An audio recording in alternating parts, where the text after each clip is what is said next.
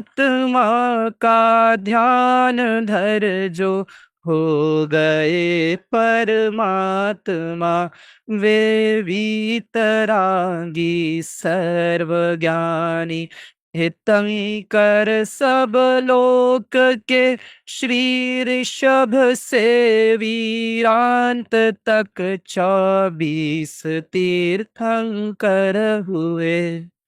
अब मैं यहाँ से आदरणीय स्वानुभूति दीदी को आवाज देता हूँ कि वे आए और आगे की कार्यक्रम से। जय जिनेन्द्र। मैं स्वानुभूति जैन परमागम ऑनर्स कोर्स की ओर से आप सभी का स्वागत करती हूँ। कुछ लोग सोच रहे होंगे कि हर 6 महीने में ये कार्यक्रम करते हैं, हर 6 महीने में परमागम ऑनर्स का इंट्रोडक्शन देते हैं, मतलब इतनी भी क्या आवश्यकता है। ऐसे थोड़े आंकड़े देखे कि 6 महीने 8 समय में 608 जीव मोक्ष जाते हैं और 6 महीने 8 समय में 608 अनादिकालीन संसारी जीवों की मोक्ष की योग्यता परिपक्व होती है। और करीब करीब 6 किया कि हमारे भी करीब करीब 608 नए लोग परमागम ऑनर्स में रजिस्टर होते हैं। मुझे लगा कि कोई तो बात होनी चाहिए कि भाई अगर आंकड़े इस तरीके से चल रहे हैं तो हर 6 महीने में अगर नए लोगों की योग्यता परिपक्व होती है तो गंगा को बहाते रहना चाहिए और नए लोगों को या पुराने लोगों को ये बताते रहना चाहिए, क्योंकि क्लिकिंग मोमेंट किसी का कभी भी हो सकता है, जरूरी नहीं है पहली बार सुनने पे हो। तो क्विक 5 मिनट्स में मैं आपको थोड़ा सा इंट्रोडक्शन देना चाहूंगी कि भाई ऐसे इतनी बड़ी आपने मोक्ष जाने वाले जीवों की बात कर ली और फिर आप परमागम ऑनर्स का इंट्रोडक्शन दे रहे हो। बात परमागम ऑनर्स की नहीं है, बात है सिस्टमैटिक तरीके से जैन सिद्धांतों को बेसिक्स से लेकर धीरे धीरे एक एक स्टेप वाइज आगे बढ़ते हुए पंच परमागमों को भी गहराई से अध्ययन कर पाना। तो ये काम में समय तो लगेगा। कई लोग कहते हैं 5 साल। 5 साल तो बहुत कम है, नहीं? मैंने तो फुल टाइम शास्त्री किया है आप लोगों की तरह यहीं पंडित टोडरमल स्मारक ट्रस्ट से, और हम 5 साल अपना पूरा जीवन यहाँ देते हैं। सच बताऊं तो 5 साल में ऐसा लगता है कि अभी तो हमने स्वाध्याय करने की कला को शायद थोड़ा बहुत सीख पाया है, स्वाध्याय तो भी करना बाकी है।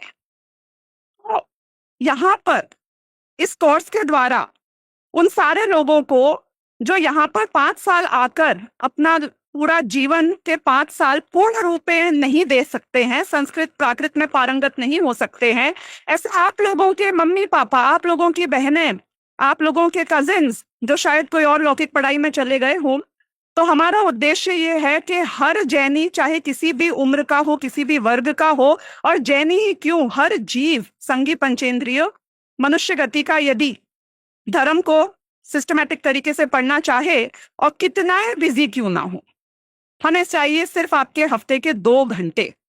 किसके लिए? आपके कल्याण के लिए। क्योंकि सिर्फ हफ्ते में 2 घंटे की क्लासेस होती हैं और उसमें करीब करीब 40 पुस्तकों का गहराई से अध्ययन कराया जाता है। हर 6 महीने में एग्जाम्स होते हैं, ओपन बुक एग्जाम्स होते हैं। खासियत क्या है? और भी बहुत पढ़ाइयाँ होती हैं धर्म की।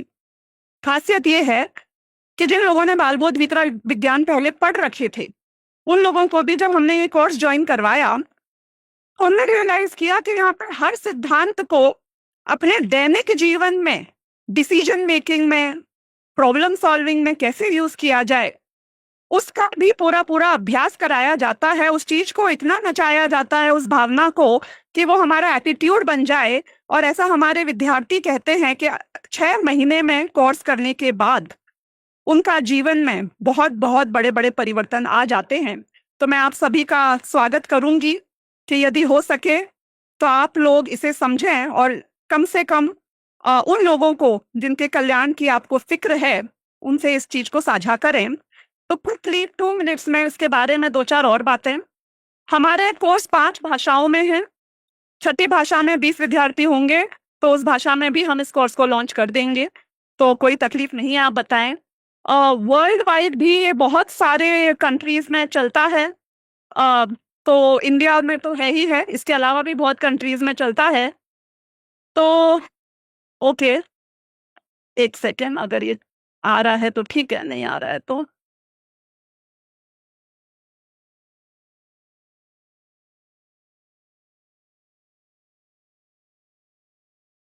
ओके।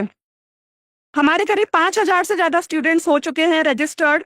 10 साल करीब करीब हम पूरे करने जा रहे हैं। 75 से ज्यादा बैचेस हैं।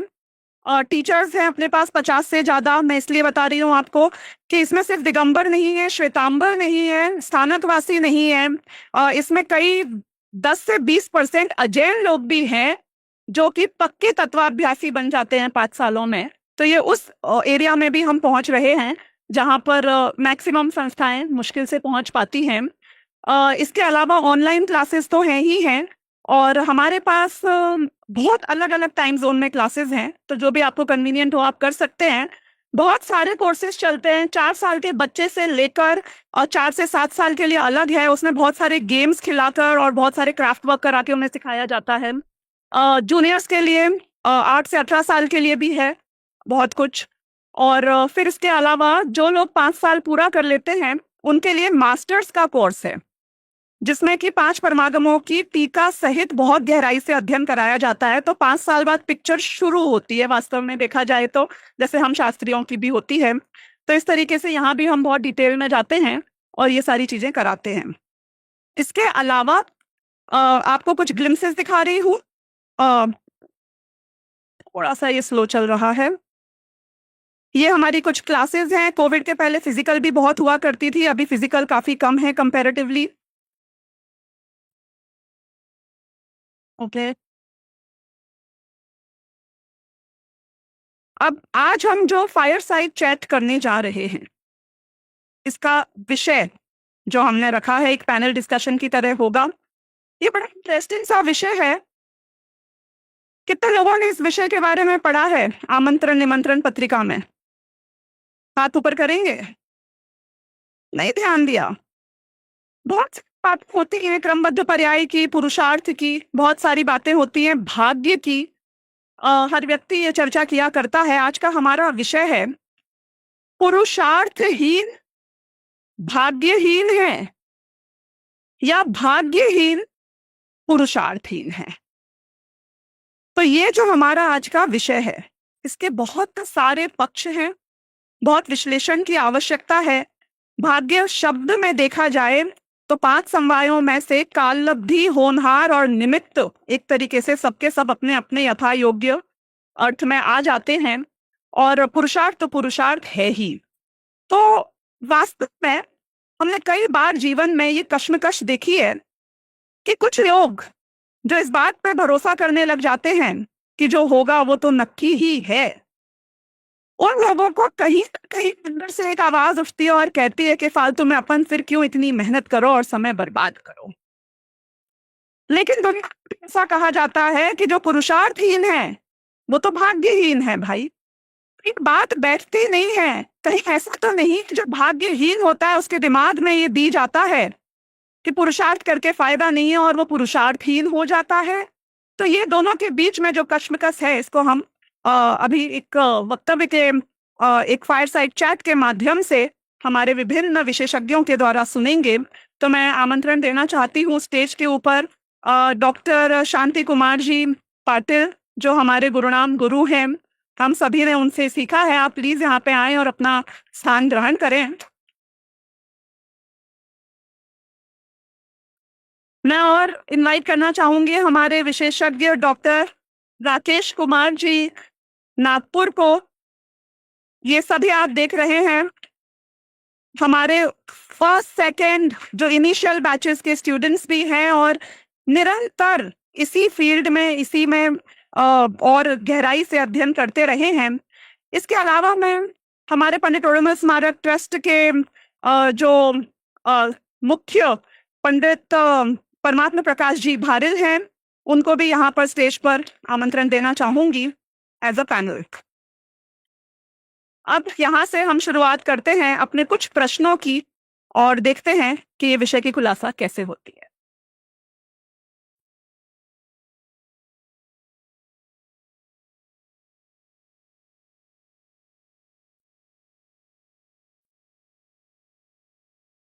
हेलो, हमारे कुछ प्रश्न हैं। सबसे पहले जब हम इस विषय को समझेंगे तो दो शब्दों का प्रयोग हुआ है, पुरुषार्थहीन और भाग्यहीन। तो मेरा ये पहला प्रश्न है शांति जी से, और उनके बाद जो भी कुछ पॉइंट्स आप ऐड करना चाहें बाकी के वक्तागण भी इसमें ऐड कर सकते हैं। तो सबसे पहला प्रश्न ये है कि पुरुषार्थ और भाग्य, इसकी परिभाषा क्या है या हम कैसे समझें, और पुरुषार्थहीन और भाग्यहीन किसे कहा जाएगा?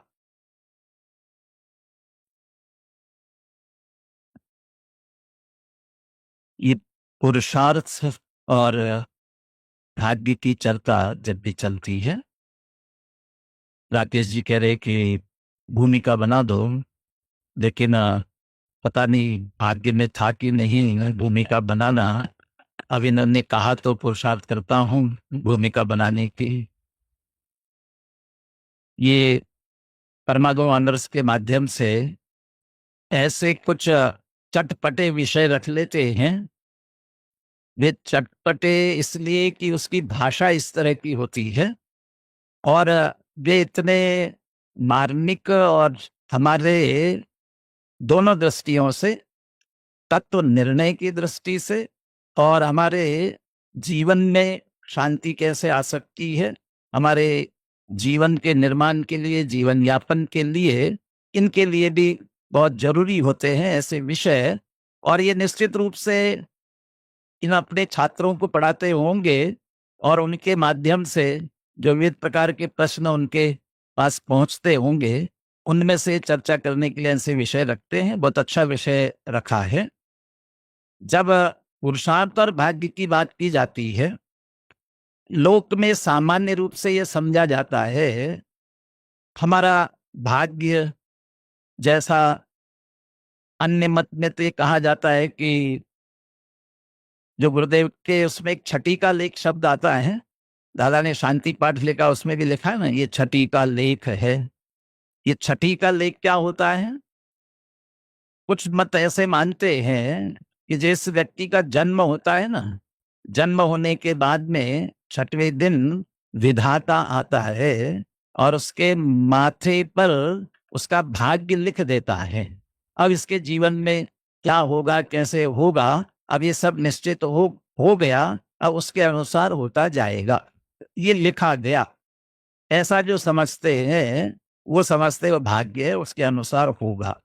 और पुरुषार्थ क्या? हम जब मेहनत करते हैं, हम कुछ करेंगे और जो कुछ है उसको बदल कर रखेंगे, इस तरह जो समझते हैं उसे पुरुषार्थ समझते हैं।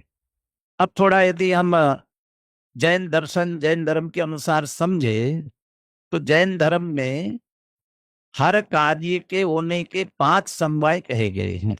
कोई भी कार्य होगा तो उसके जो कारण है वो 5 है, उनको 5 समवाय के रूप में कहते हैं। स्वभाव, पुरुषार्थ, काललब्धि, होनहार और निमित्त। निमित्त, काललब्धि और होनहार। बस इसी को यदि 2 में बांट दिया जाए, स्वभाव और पुरुषार्थ को एक तरफ लिया जाए तो समझ ले ये पुरुषार्थ कहलाएगा, और दूसरी तरफ काललब्धि, होनहार और निमित्त, जो कार्य होने की योग्यता, उस योग्यता का भवितव्यता कहलाती है, वो भवितव्य, और उसका किस समय होगा वो काललब्धि, और उसे जो योग्य निमित्त चाहिए, ये सब मिल करके भाग्य कहलाता है। इसी में जो निमित्त है उसे जैन दर्शन के अनुसार 2 निमित्त के रूप में लिए हैं, एक अंतरंग निमित्त और एक बहिरंग निमित्त। तो बहिरंग निमित्त है कुछ बाह्य पदार्थ, और अंतरंग निमित्त है उस जीव का तत्संबंधी कर्म, उस कर्म का उदय जो उस कार्य के होने के लिए अनुकूल है। हम कार्य जो कि किसी कार्य के हम करने की सोचते हैं इसलिए उसके अनुकूल कह रहे हैं, बिगड़ता है तो प्रतिकूल कह रहे हैं। लेकिन होने योग्य जो कार्य है तो उस संबंधी जो कर्म है, निमित्त बनता है, वो कर्म का निमित्त। ये सब मिल करके एक तरह से भाग्य है। लेकिन मोटे तौर पर कर्मोदय को भाग्य समझ लिया जाता है। और दूसरी तरफ उस द्रव्य में उस होने रूप परिणमने रूप शक्ति है स्वभाव रूप में, और वर्तमान में वो परिणम शक्ति है। ऐसी जो शक्ति है जिसको एक सामान्य रूप से वीर्य गुण भी कह सकते हैं, उसको पुरुषार्थ के रूप में कह सकते हैं। तो ये एक तरफ पुरुषार्थ है और एक तरफ ये भाग्य है, और इन दोनों से मिल करके हर एक कार्य होता है। हीनता वाली बात अभी कर ली या बाद में? अभी तो पुरुषार्थ और भाग्य की बात चल रही है। आगे की डेफिनेशन प्राइमरीली। हाँ,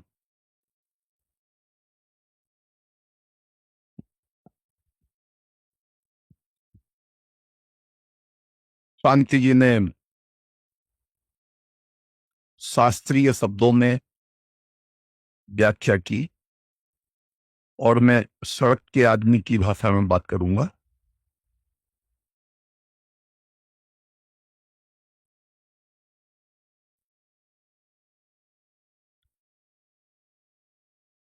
विषय है भाग्यहीन पुरुषार्थहीन है या पुरुषार्थहीन भाग्यहीन है।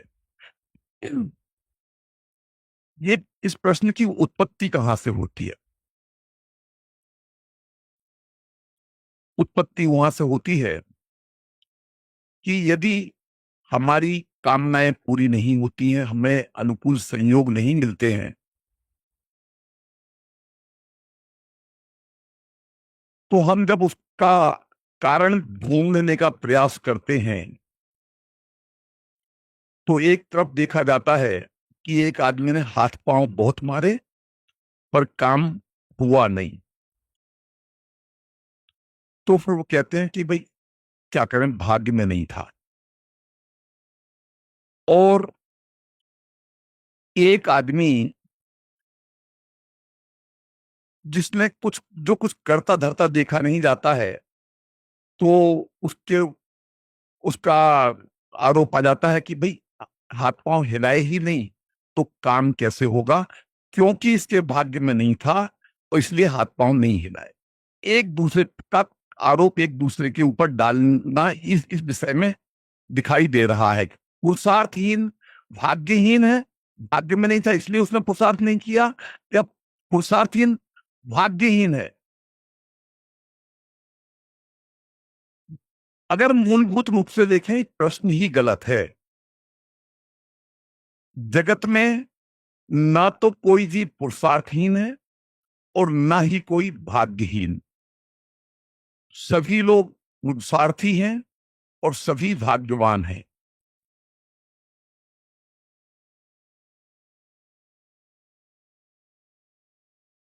हमारी प्रवृत्ति क्या है कि हमारी जो कामना है, हमारी इच्छा है,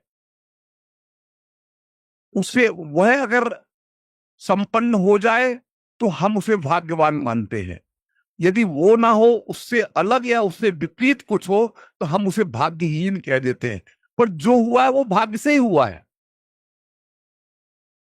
और इसी तरह से यदि काम हो जाए तो उसके पुरुषार्थ को हम पुरुषार्थ उस काम का पुरुषार्थ मान लेते हैं, और अगर काम संपन्न ना हो तो हम उसे उसके विपरीत पुरुषार्थ मान लेते हैं।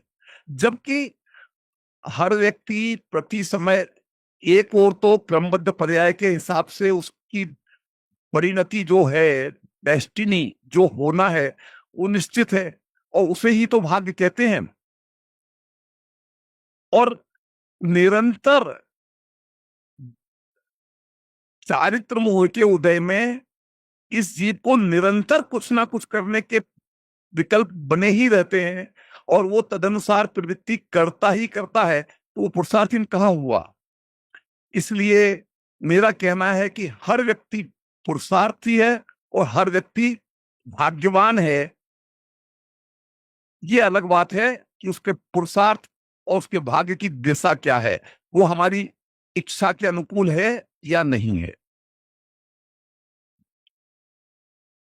देखो, ये जो विषय आया है ना स्वानुभूति जी के मन में, आपके मन में आया कि कहीं और से आया था?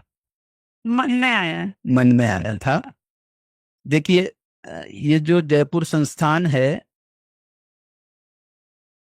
आदरणीय डॉक्टर हुकुमचंद जी भारेल के नाम से जाना जाता है और उनकी जो साहित्य सामग्री लिखी हुई है उसमें यदि सबसे ज्यादा चर्चा किसी विषय पर होती है तो उसका नाम है क्रमबद्ध पर्याय।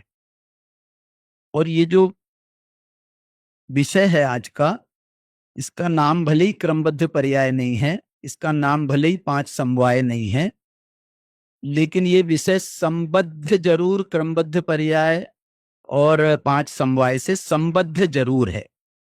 और ये जो पुरुषार्थ और भाग्य शब्द भी इन्होंने लाए हैं, ये शब्द भी 5 समवाय के ही 5 फैक्टरों में 2 फैक्टर के नाम हैं। भाग्य को हम होनहार शब्द से भी कहते हैं, होनहार, भवितव्य इससे भी कहते हैं।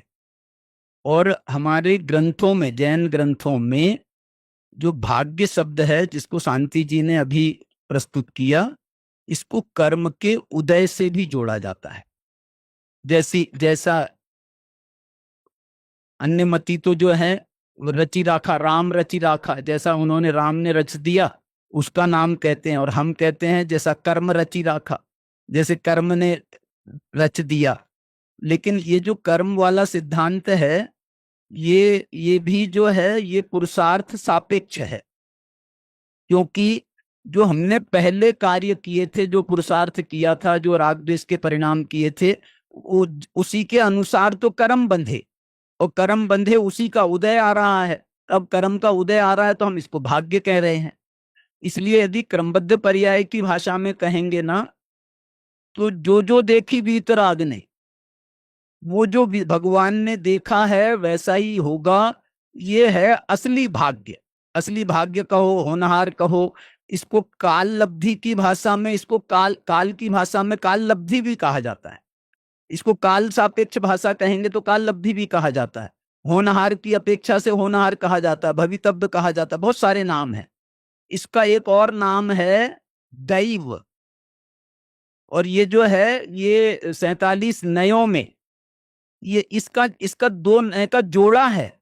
एक नय का नाम है पुरस्कार नय, उसको आप अपनी भाषा में आप पुरुषार्थ नय कह सकते हो। और दूसरे नय का नाम है दैव नय, ये तो नाम ही है उसका, दैव नय। 2 नय हैं, शायद 35-36 नंबर के हैं। 47 शक्तियों में आपको ये 2 नय मिल जाएंगे, नयों में, 47 नयों में। तो कहने का मतलब मेरा ये है कि इसमें जो है देखना, मजेदार बात यह है कि उसमें 5 समवाय से संबंधित हैं। तो उसमें लेकिन उन्होंने पुरुषार्थ और अपुरुषार्थ को नया नहीं बनाया, दैव और अदैव को नहीं बनाया, बल्कि पुरुषार्थ के सामने डायरेक्ट दैव को खड़ा कर दिया, माने एक दूसरे के विरोध में। तो इसलिए जो है एक बात और भी है, अभी जैसे परमात्मा जी ने कहा कि भाई कोई चीज पुरुषार्थ के बिना नहीं हो सकती, कोई चीज भाग्य के बिना नहीं होती है, ये बात सही है। लेकिन सबसे पहला प्रश्न तो हमको ये करना चाहिए कि ये आप बात ही क्यों कर रहे हो? भाग्य आपको किस सापेक्ष में आपको ये चर्चा आ रही है? पुरुषार्थ आपको कौन से कार्य के लिए आप पुरुषार्थ की खोज कर रहे हो? कौन सा काम करना है? आपको मोक्ष मार्ग करना है, आपको मोक्ष जाना है, आपको सम्यक दर्शन प्राप्त करना है, या आपको समझ लो शास्त्री पास करना है। इनको तो भैया कनिष्ठ वालों को तो अभी उपाध्याय की ही चिंता है। तो जो है आपका जो आपको टारगेट निश्चित करना पड़ेगा। टारगेट निश्चित करोगे उसके अनुसार आप भाग्य और पुरुषार्थ की बात करोगे। इसलिए जो है, और जहां तक बात है वो ये भी सही है कि भाग्य और पुरुषार्थ ये 2 ऐसे फैक्टर हैं कि एक के बिना दूसरा और दूसरे के बिना पहला, मतलब जो है ये 2 हैं, परस्पर विरोधी दिखाई देते हैं, लेकिन एक दूसरे के बिना चल नहीं सकते, एक कदम नहीं चल सकते। आप कोई काम करोगे, पुरुषार्थ जिसको अपन कहते, पुरुषार्थ को एक और दूसरा मैं बोलना चाहता हूं, इसको जो है ना, हमारा मानवीय प्रयत्नों को भी पुरुषार्थ कहा जाता है। एक तो पुरुषार्थ वो चीज है, हर कार्य का पुरुषार्थ होता है, और ये पुरुषार्थ को भाई साहब यहां तक ले गए हैं कि पुद्गल द्रव्य में भी पुरुषार्थ होता है। वो घड़े ने जब घड़ा जो है मिट्टी के लोंदे से घड़ा बना है, तो वो जो है वो अपने पुरुषार्थ पूर्वक बना है। उपादान में उसके पुरुषार्थ से बना है और निमित्त में कुम्हार ने अपना जो है वो एफर्ट लगाया है।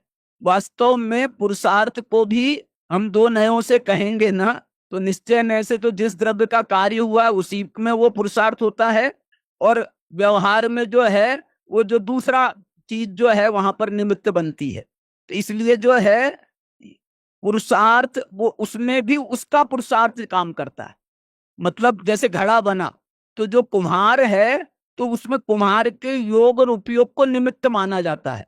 तो ये जो कुम्हार का योग और उपयोग है ये उसका पुरुषार्थ है, जो कि वो घड़े बनने में निमित्त बन रहा है। इसलिए पुरुषार्थ के भी हमको उपादान और निमित्त के दो फैक्टर से देखना पड़ेगा। और भाग्य में जरूर हम कह सकते हैं कि इसको समझ लो कर्म के उदय वगैरह से देखें, वो भी निमित्त सापेक्ष, या स्वयं के भाग्य से विचार करें तो वो विचार होता है। इसलिए जो है एक दूसरे जैसे आपने वो पढ़ी होगी ना पंचास्तिकाय की गाथा, द्रव्येण गुणा बिना न गुणो, गुणों गुण के बिना द्रव्य नहीं होता है, द्रव्य के बिना गुण नहीं होता है। ऐसे ही पुरुषार्थ के बिना भाग्य नहीं होता है, भाग्य के बिना पुरुषार्थ नहीं होता है। एक ये सापेक्ष बात है। हम भाग्य उसको कहते हैं जो जो देखी वीतराग ने सो सो होसी, ये तो भाग्य है। लेकिन इसके लिए आपका स्टोक इसमें एक कारिका है भाई साहब, यथा यथा समायाति तत्वमुत्तमम तथा तथा न रोचनते विषया सुलभा अपि, और उलट के भी है, यथा यथा न रोचनते विषया सुलभा अपि तथा तथा न समायाति संवित्तौ तत्वमुत्तमम। तो कहने का मतलब ये है कि इस पुरुषार्थ के साइड से देखो ना, अब मैं दूसरी भाषा बोल रहा हूं, ध्यान देना। पुरुषार्थ के साइड से देखो तो सब काम पुरुषार्थ से होता है, सारा काम पुरुषार्थ से होता है। कोई कोई गरज नहीं है भाग्य की गरज नहीं है, होता जरूर है। लेकिन मैं कोई भी काम कर रहा हूं तो पहले ये विचार करता हूं कि मेरे भाग्य में है क्या नहीं, उसके बाद हाथ लगाऊं, नहीं तो मैं हाथ ही नहीं लगाऊंगा। पहले तो मैं सोच लेता हूं या भगवान से जाके पूछ के आ जाता हूं, भगवान मेरे भाग्य में है क्या नहीं, आप बता दो मेरे को कि सम्यक दर्शन का मेरे काल आ गया है क्या नहीं आ गया है। यदि आ गया हो तो मैं पुरुषार्थ करूं, फालतू में क्यों करूं। तो जो है पुरुषार्थ का एक सोच अलग है। और दो बातों को आपको और दूसरी सोचना है कि एक तो वस्तु स्वरूप के आधार पर पुरुषार्थ और भाग्य की चर्चा करें, वस्तु स्वरूप के आधार पर, और दूसरा हमारे प्रयोजन के आधार पर हमको क्या उचित है, हमारे लिए भाग्य भरोसे बैठा रहना उचित है या हमको अपनी बुद्धि पूर्वक अच्छी तरह से विचार करके पुरुषार्थ का योग्य निर्णय करना है और तदनुसार हमको काम करना है। भाग्य में होगा तो हो जाएगा, नहीं होगा तो नहीं होगा। लेकिन इसका मतलब ये नहीं है कि हम जो है हाथ पे हाथ धर के बैठे रहें तब तक जब तक हमारा निश्चित नहीं हो जाए कि हमारा भाग्य क्या है। इसलिए और बात हो सकती। इसी के ऊपर जिस प्रकार से मैं समझती हूँ इस बात को, मेरी छोटी बच्ची 7 साल की, वो यदि बर्थडे पार्टी में जाए और उसको एक रिटर्न गिफ्ट मिले, यदि उसे ब्लू कलर का रिटर्न गिफ्ट मिल गया तो उसको लगता है वो बहुत अनलकी है, और यदि उसे एक पिंक कलर का रिटर्न गिफ्ट मिल गया तो उसे लगता है वो कितनी लकी थी आज। तो लकी मतलब भाग्य। तो जिस तरीके से मैं समझती हूँ, मेरे मन में ये प्रश्न आया कि हर संसारी जीव अपना भाग्य ऐसे ही कोई ना कोई पिंक या ब्लू में समझता है। किसी को लगता है मेरी नौकरी लग गई, मैं कितना भाग्यशाली हूँ। अभी अभी एक सीए पास हुआ, उसके बारे में पता चला, मैं कहा तू तो बड़ा भाग्यशाली है भाई, तेरा सीए क्लियर हो गया, रैंक आ गई। बोले हाँ, लेकिन जो काम दिया जा रहा है मुझे उसमें बिल्कुल इंटरेस्ट नहीं है, बहुत बड़ा झगड़ा है कि मैं ऑडिट में जाना नहीं है, ये करना नहीं है, वो करना नहीं है, करूं क्या। भाग्यशाली है। भाग्य की परिभाषा जो मैं समझती हूँ कि संसारी जीव समझते हैं, उसमें एक सत्य है और एक झूठ है। जो सत्य है वो ये है कि वो सिचुएशन में समझते हैं कि मैं हैप्पी हो जाऊंगा, सुख मिलेगा। जिसे सुख मिलता है वो भाग्यशाली है। लेकिन वो गलत इसलिए है क्योंकि वो जहां से रिटर्न गिफ्ट में सुख मिल जाएगा वहां था सुख।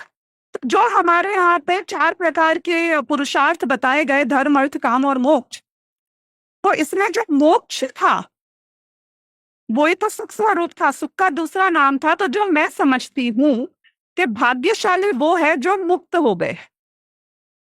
भाग्य है सुखी होना। कैसा सुख होना? कि परमात्मा सुख हो जाना। असली में भाग्यशाली की परिभाषा तो ये है। तो फिर वो जो काम और अर्थ आदि आदि हैं कि धर्म, कि ये सब भी इनडायरेक्टली उस सुख को, शायद वो पैसा मिलेगा, धन मिलेगा तो मैं सुखी हो जाऊंगा, इसीलिए हम उनको मानते हैं कि जिनको ये पैसा मिल गया वो भाग्यशाली है। तो जो इनडायरेक्ट है वहां मैं पुरुषार्थ करता हूँ और कभी मिलता है और कभी नहीं मिलता है। लेकिन जो डायरेक्ट है वहां तो मिलेगा ही मिलेगा। तो भाग्य की परिभाषा संसारी जीवन की जो भी हो, मोक्षार्थियों की भाग्य की परिभाषा होना चाहिए मोक्ष। और वो मोक्ष गामी जीव वो ही भाग्य उनका फल चुका है। जो निकट भव्य हैं वो बड़े भाग्यशाली हैं। और पुरुषार्थ की अपेक्षा मैं जो समझती हूँ, और गुरुजन मुझे इसमें सुधार करें, कि जो पुरुषार्थ हम कर रहे हैं वो पुरुषार्थ यदि डायरेक्ट सुख रहा है यानी मोक्ष प्राप्त करा रहा है तो वो पुरुषार्थ पुरुषार्थ कहलाएगा। और जो पुरुषार्थ हमें डायरेक्ट मोक्ष नहीं दे रहा है, उसके अलावा दुख दे रहा है उल्टा, तो हम अपने आप को पुरुषार्थी मानते हुए भी उल्टा पुरुषार्थ कर रहे हैं। तो लौकिक परिप्रेक्ष्य में एक बात होगी और धार्मिक परिप्रेक्ष्य में एक बात होगी। यहीं से मेरा दूसरा प्रश्न खड़ा होता है जो कि मैं पूछना चाहूंगी परमात्मा प्रकाश जी भारिल से, कि पुरुषार्थ तो हर जीव करता है और इसलिए करता है क्योंकि वीर गुण की पर्याय है और वो हर जीव में है। ज्यादा हो, किसी भी डायरेक्शन में हो, अज्ञानी भी पुरुषार्थ करता है और ज्ञानी भी पुरुषार्थ करता है। और हमने देखा है कि कई बार दोनों का पुरुषार्थ तवा नजर आता है। वही पूजा कर रहे हैं, ज्ञानी भी अज्ञानी भी वही स्वाध्याय कर रहे हैं, ज्ञानी भी अज्ञानी भी वही पूजा भक्ति, वही तीर्थ यात्रा, वही स्वाध्याय, वही सारी सारी सारी कितनी सारी चीजें। लेकिन ज्ञानी और अज्ञानी के पुरुषार्थ में ऐसा कहते हैं जमीन आसमान का अंतर है। क्या अंतर है?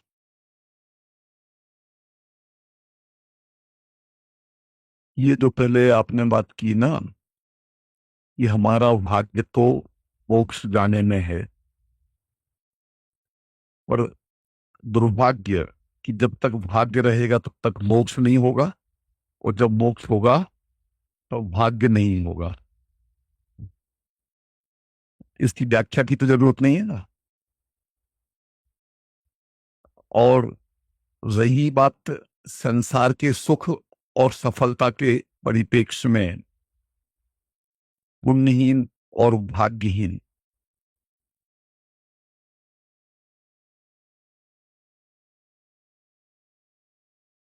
इससे पहले भी एक प्रश्न मेरे नाम से लिखा था, ज्ञानी और ये गलत चल रहा है, मैंने बहुत कोशिश करी है।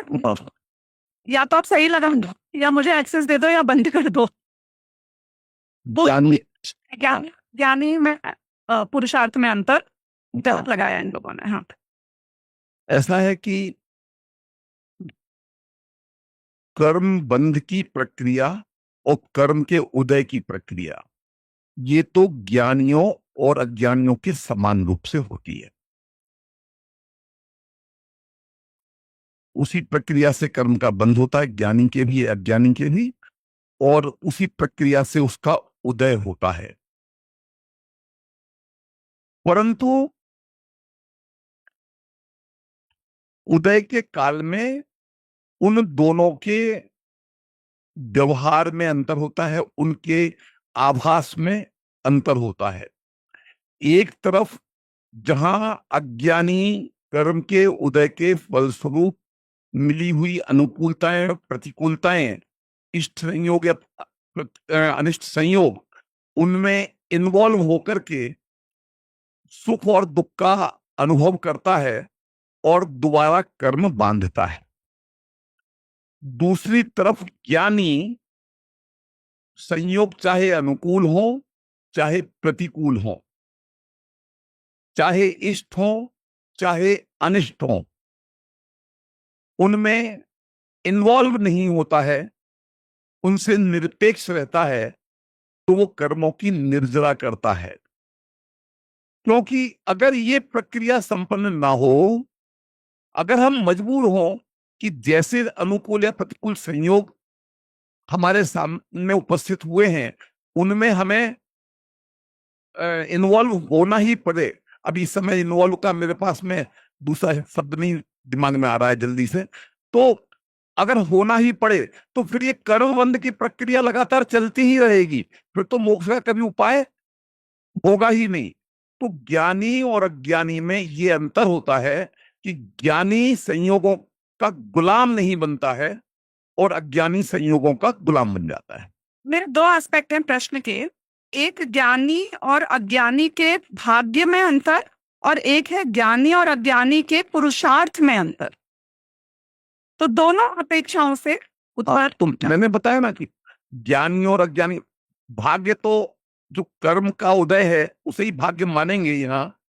तो उन हाँ हाँ, तो इसलिए वो तो जैसे उनके पूर्व कर्म बंधे हुए हैं, जैसा उनका उदय है उस प्रकार से उन दोनों को उदय में आएगा, संयोग इकट्ठे होंगे। और उनका मैंने बताया कि उनके व्यवहार में ये अंतर होता है कि अज्ञानी उन कर्म के उदय में इन्वॉल्व होकर के तद्रूप परिणमित होता है, ये कहें कि उनके जाल में फंस जाता है, और ज्ञानी उसके जाल में नहीं फंसता है। वो अपने तत्व के निर्णय से कर्म का उदय अपना फल देता रहता। फल, वो फल क्या है?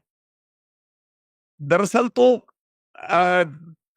इसकी गहरी चर्चा इस विषय पर जरूरत है कि अगर उसको शुभ का उदय है तो उसको शुभ का वेदन होना जरूरी है क्या? और अशुभ का उदय है तो अशुभ का वेदन होना जरूरी है क्या? ज्ञानी तो उस वेदन से मुक्त होकर के वस्तु स्वरूप का निर्णय करके और उससे अलिप्त हो जाता है। वो संयोग अपने रूप परिणाम बनते रहते हैं, ज्ञानी अपनी परिणति के अनुरूप परिणमता रहता है, उन दोनों में तारतम्य नहीं होता है। अज्ञानी उनके वशीभूत होकर के व्यवहार करता है। जो मैं इनका प्रश्न समझ पा रहा हूँ, शायद ने प्रति प्रश्न किया, इसलिए मुझे लग रहा है ज्ञानी और अज्ञानी के भाग्य में अंतर और ज्ञानी अज्ञानी के पुरुषार्थ में अंतर। मैं समझता हूँ ज्ञानी और अज्ञानी के भाग्य में अंतर, यदि ये भाग्य के रूप में समझ रहे हैं कि अनुकूलताएं, बाहर की परिस्थितियां, हाट बाट, इसको दुनिया भाग्य समझती है, तो हो सकता है कदाचित ज्ञानी हो और निर्धन हो। सम्यक दर्शन संपन्नम अपि मातंग देहजम, सम्यक दर्शन से संपन्न है और मातंग हो, दरिद्री हो, तो ज्ञानी है और बाहर से दरिद्रता दिखाई दे रही है, तो ये दुनिया ये कहेगी कि भाग्यहीन है। और दूसरी तरफ अज्ञानी है और बाहर से आट बाट हो बहुत कुछ। और लोक में ऐसा देखा भी जा रहा है, ज्ञानी अज्ञानी को थोड़ा इस तरह से लिया जाए ना, सम्यक दृष्टि और मिथ्या दृष्टि की जगह थोड़ा सा धार्मिक आचरण करते सदाचरण वाले हैं, उन्हें तो बाहर की अनुकूलता इतनी नहीं मिलती है, धन संपत्ति मिलती नहीं है, और जो उल्टे सीधे काम कर रहे हैं, पाप कर रहे हैं, उन्हें तो बहुत मिल जाता है। अभी ज्ञानी अज्ञानी की दृष्टि से देखा जाए तो ये पूर्वकृत कर्म के उदय के अनुसार कदाचित सम्यक दृष्टि ज्ञानी उसके, अब हमारे सम्यक दृष्टि ज्ञानी चक्रवर्ती तक भी है तो भाग्यशाली है, और नीचे से नीचे अभी मातंग देहजम का वहां तक भी है। तो ये इन दृष्टियों से विचार किया जाए। और अब चारों गति में जाओगे तो हम तो अकेले मनुष्य के लेकर के बात कर रहे हैं, अब वो यदि नरक में चले गए हैं तो भाग्यहीन कहेंगे कि क्या कहेंगे, और देव बन गए हैं तो भाग्यशाली कहेंगे क्या कहेंगे। तो ये बाहर का अंतर हो सकता है। अब पुरुषार्थ के अंतर की बात करें, ज्ञानी और अज्ञानी के पुरुषार्थ में क्या अंतर है? यदि लौकिक दृष्टि से विचार करें तो ज्ञानी अज्ञानी के पुरुषार्थ में जो कार्य हो रहा है, होते हुए कार्य को ज्ञानी ये समझता है ये किस तरह से हो रहा है, अपनी योग्यता अनुसार हो रहा है, इसलिए होते हुए कार्य के अनुसार अपने को ढालते हुए चलता है। और अज्ञानी ऐसा क्यों हुआ, ऐसा मान करके नहीं मैं इसको करके रहूंगा, ऐसा करके उसके पीछे पड़ता है, नहीं होने पर आकुल व्याकुल होता है। मोक्ष मार्ग की दृष्टि से विचार किया जाए तो बहुत अंतर है। कदाचित बाहर के पूजा पाठ व्रत उपवास स्वाध्याय इत्यादि करते हुए, चिंतन मनन इत्यादि करते हुए एक से दिखाई दे रहे हो, तब भी अंदर में जो भेद विज्ञान की धारा के साथ ज्ञानी करता है वैसा सम्यक अज्ञानी नहीं करता। अज्ञानी उन सबको करते हुए ये शरीर की क्रिया भी मेरी है, मैं कर रहा हूं, ऐसी मान्यता पूर्वक करता है। और ज्ञानी ये मेरी नहीं है, वर्तमान भूमिका अनुसार हो रहा है, ऐसा मान करके करता है। ज्ञानी ये समझता है कि अंतरंग की परिणति रूप सम्यक दर्शन ज्ञान चारित्र ये असली मुक्ति मार्ग का पुरुषार्थ है, ये तो उसके साथ का निमित्त और सहचारी है। और अज्ञानी उसे ही पुरुषार्थ समझ करके करता है। ये अंतर दोनों दृष्टियों से होना चाहिए। इससे अगर दो वाक्य में कहें तो अज्ञानी का पुरुषार्थ करने धरने रूप होता है और ज्ञानी का पुरुषार्थ जानने देखने रूप होता है। ज्ञानी ज्ञाता दृष्टा बनने का पुरुषार्थ करता है और अज्ञानी कर्ता धर्ता बनने का पुरुषार्थ वो फॉल्स है, गलत है। और सच्चा पुरुषार्थ तो ज्ञाता दृष्टा बनना है, वस्तु स्वरूप को स्वीकार करना, जो परिणमन हो रहा है उसको। देखिए, ज्ञानी अज्ञानी के भाग्य में क्या अंतर है और ज्ञानी अज्ञानी के पुरुषार्थ में क्या अंतर है। अपन इसको और दूसरे विषयों से संदर्भ में बात नहीं करना चाहता हूँ, मोक्ष मार्ग के ही संदर्भ में हम बात करना चाहते हैं। तो इसमें ये कहता हूं कि ज्ञानी अज्ञानी, अनादिकाल से कोई ज्ञानी था कि अनादिकाल से कोई ज्ञानी था? भगवान भी पहले वो भी अज्ञानी थे, भगवान भी पहले अज्ञानी थे। महावीर का जीव मारीच था, उसने 363 मत चलाया, वो तो चला के चले गया और खुद तो मोक्ष चले गए, और हम अभी तक उसमें ही फंसे हुए हैं 363 मतों में। कहने का मतलब ये है कि ज्ञानी अज्ञानी का जो, यदि हम कर्म के उदय की सापेक्षता में बात करेंगे ना, तो कर्म का उदय तो अज्ञानी को भी है और कर्म का उदय ज्ञानी को भी आखिरी समय तक था। और जो इन्होंने भी बात कही थी, स्वानुभूति जी ने भी पहले उसमें संदर्भ में बात की थी, और परमात्मा जी ने भी कहा था कि ये श्रृंखला तोड़नी पड़ेगी कहीं ना कहीं। ये तो कर्म का उदय आएगा, उससे हम जुड़ेंगे और फिर नया मिथ्यात्व पैदा करेंगे, फिर नया मिथ्यात्व बांधेंगे, फिर उसका उदय आएगा, फिर हम उसके उदय से जुड़ेंगे, हम फिर मिथ्यात्व करेंगे, तो ये तो कभी बंद ही नहीं होगा। इसलिए मैं ये कहता हूं कि ये जो पुरुषार्थ है ना, ये बीच में घुसकर ये श्रृंखला को तोड़ता है। यदि ये पुरुषार्थ नहीं घुसा होता तो ये जो है मिथ्यात्व कभी खत्म नहीं होता, और ये हमेशा मिथ्यात्व की ही और वो श्रृंखला, पंच परावर्तनों की श्रृंखला हमारी चलती रहती, उसी चक्कर में हम फंसे रहते। और करण लब्धि का परिणाम होता है, वो करण लब्धि का परिणाम एक प्रकार से महापुरुषार्थ माना जाता है। ये करण लब्धि के पुरुषार्थ से ही सम्मत होता है, ये करण लब्धि के पुरुषार्थ से ही छायिक चारित्र होता है, ये करण लब्धि के पुरुषार्थ से ही अनंतानुबंधी की विषय योजना होती है, यही करण लब्धि के पुरुषार्थ से छायिक सम्मत होता है, यही करण लब्धि के पुरुषार्थ से वहां केवल ज्ञान होता है। मोक्ष तो नहीं, वहां करण खत्म हो जाते हैं। माने 4-5 स्थल हैं ऐसे हमारे जीवन के, माने मोक्ष मार्ग के, जहां पर ये करण लब्धि अपना कार्य करता है। और करण लब्धि को पुरुषार्थ, करण लब्धि का दूसरा नाम पुरुषार्थ है। और इसी कारण से टोडरमल जी को मोक्ष मार्ग प्रकाशक के 7वें अध्याय में, 7वें नहीं 9वें अध्याय में, उनको एक प्रकरण लिखना पड़ा, पुरुषार्थ से ही मोक्ष प्राप्ति। 5 समवायों का वहां पर इनडायरेक्ट में उल्लेख जरूर है, लेकिन उन्होंने जो मुख्य हेडिंग बनाई, हेडिंग शायद टोडरमल जी की नहीं है, ये बाद में संपादकों की हेडिंग डाली हुई है, दादा ने डाली है, और दादा के पहले से भी थी, मतलब जो पहला पुराना एडिशन था उसमें भी थी, तो वो दादा ने सुधारी, उसमें है बहुत सारी। तो ये कहने का मतलब है ये पुरुषार्थ से ही मोक्ष प्राप्ति। ये देखो, अब इसका क्या मतलब निकालो, आप बता दो। और यदि आपको संतोष नहीं हो रहा हो तो एक वाक्य और सुना देता हूं उसी प्रकरण का। वहां पर एक वाक्य और लिखा टोडरमल जी ने कि काल लब्धि और होनहार कछु वस्तु नहीं।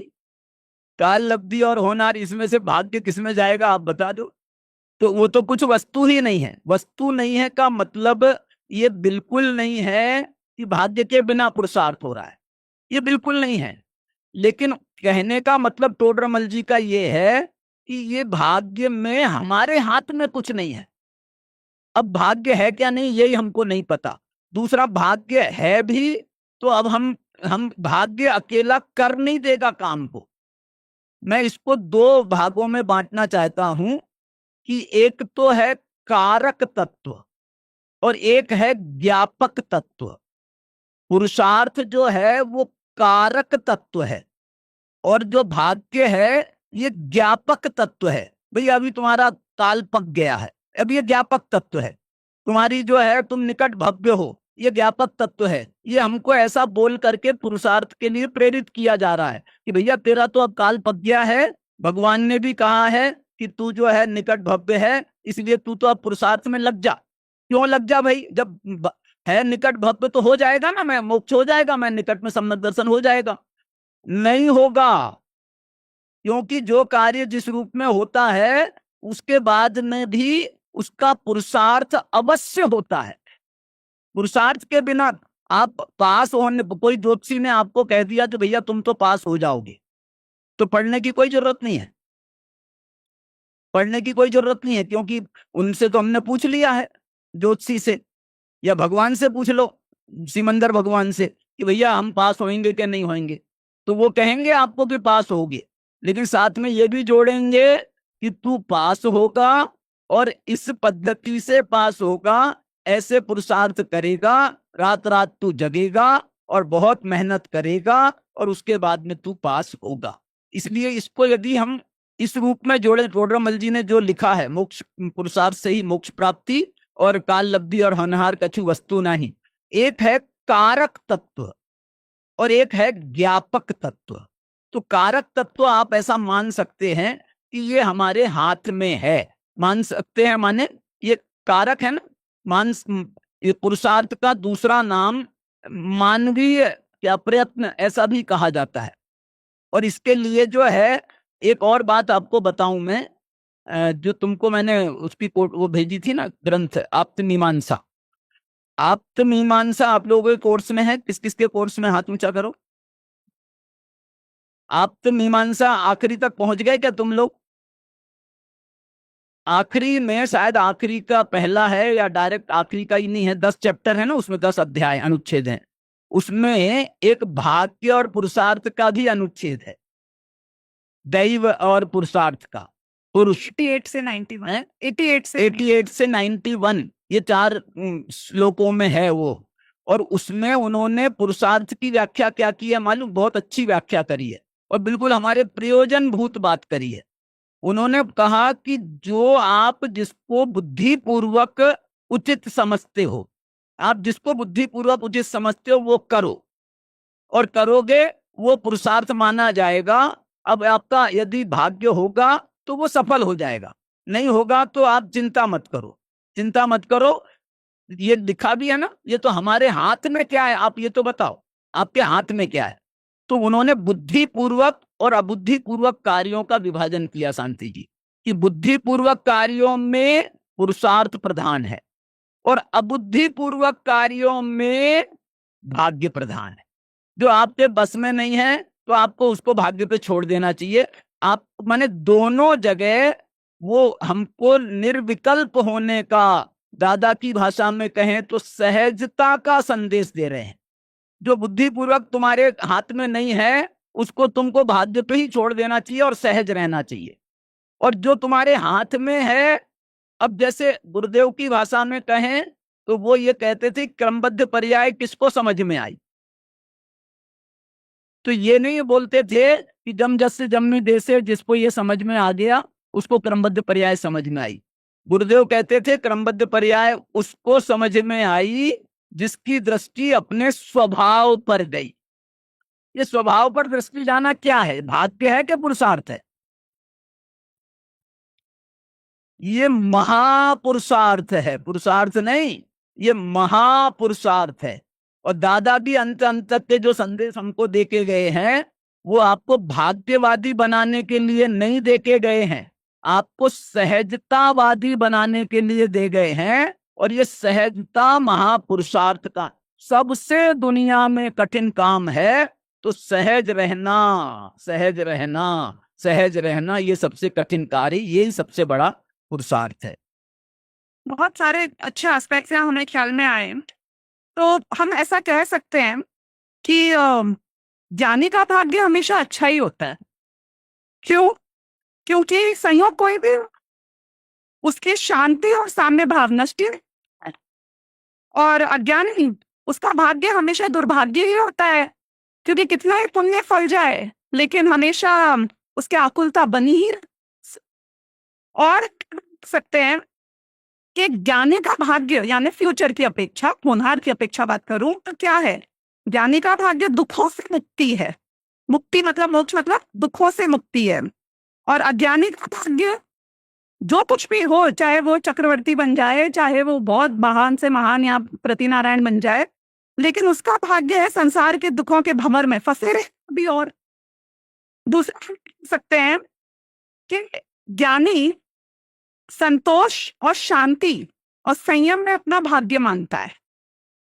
इसके खिलाफ अगर हम देखें कि अज्ञानी धन में, यश में, सत्ता मिलने पर इन चीजों पे अपना भाग्य मानता है। और होता भी यही है कि जो जिस जैसा मानता है उसका वो फलता है। तो अज्ञानी को ये सब मिल जाता है पर हाथ में आकुलता आती है, यही उसका भाग्य रह जाता है।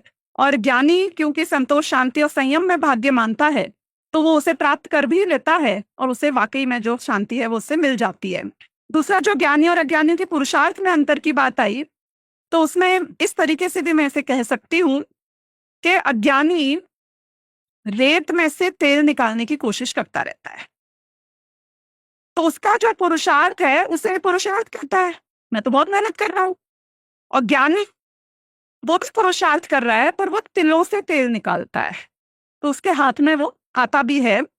ऐसे ही अज्ञानी, जैसे कि परमात्मा मामा ने भी बोला, अज्ञानी गुस्सा आता है उसे, समझो, तो भी वो करता पुरुषार्थ मानता है।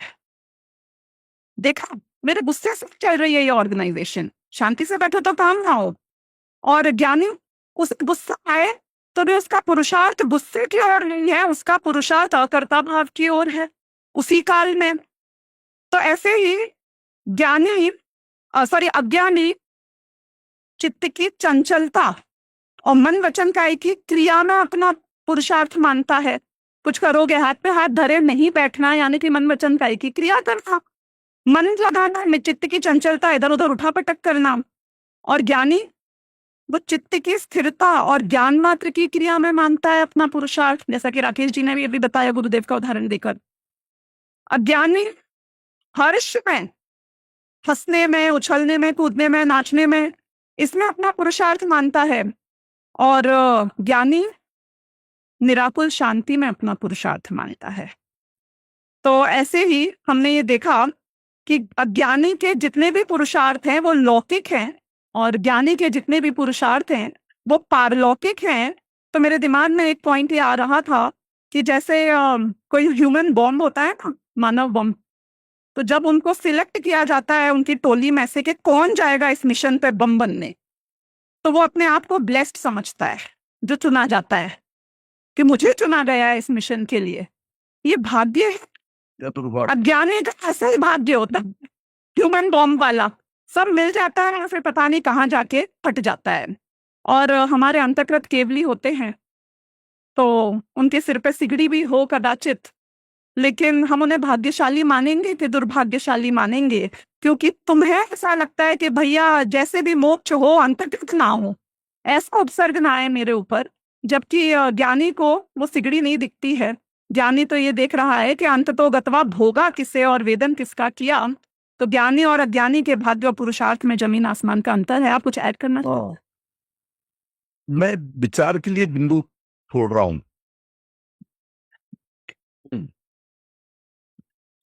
ये जो भाग्य है ना, मान लीजिए शुभ कर्म का उदय है, इष्ट संयोग मिले, जो जिन्हें जगत इष्ट संयोग मानता है, या पुण्य का पाप का उदय है, या और अनिष्ट संयोग मिले। अब भाग्य क्या है? जो संयोग मिले वो भाग्य है, या हमें जो वेदन हुआ वो सौभाग्य दुर्भाग्य? बिल्कुल, अघाती और घाती का फर्क। हाँ, और इसी तरह पुरुषार्थ में कि ऐसा कर दूं, ऐसा ना करूं, ऐसा कर दूं, ये कर्ता धर्ता संबंधी विकल्प उठता है वो, या वस्तु स्वरूप की स्वीकृति, निर्णय रूप पुरुषार्थ? कौन कौन सा किसे पुरुषार्थ? ये हमारी पूरी चर्चा में जगह जगह पर हम दोनों पॉइंट पर जंपिंग कर रहे हैं।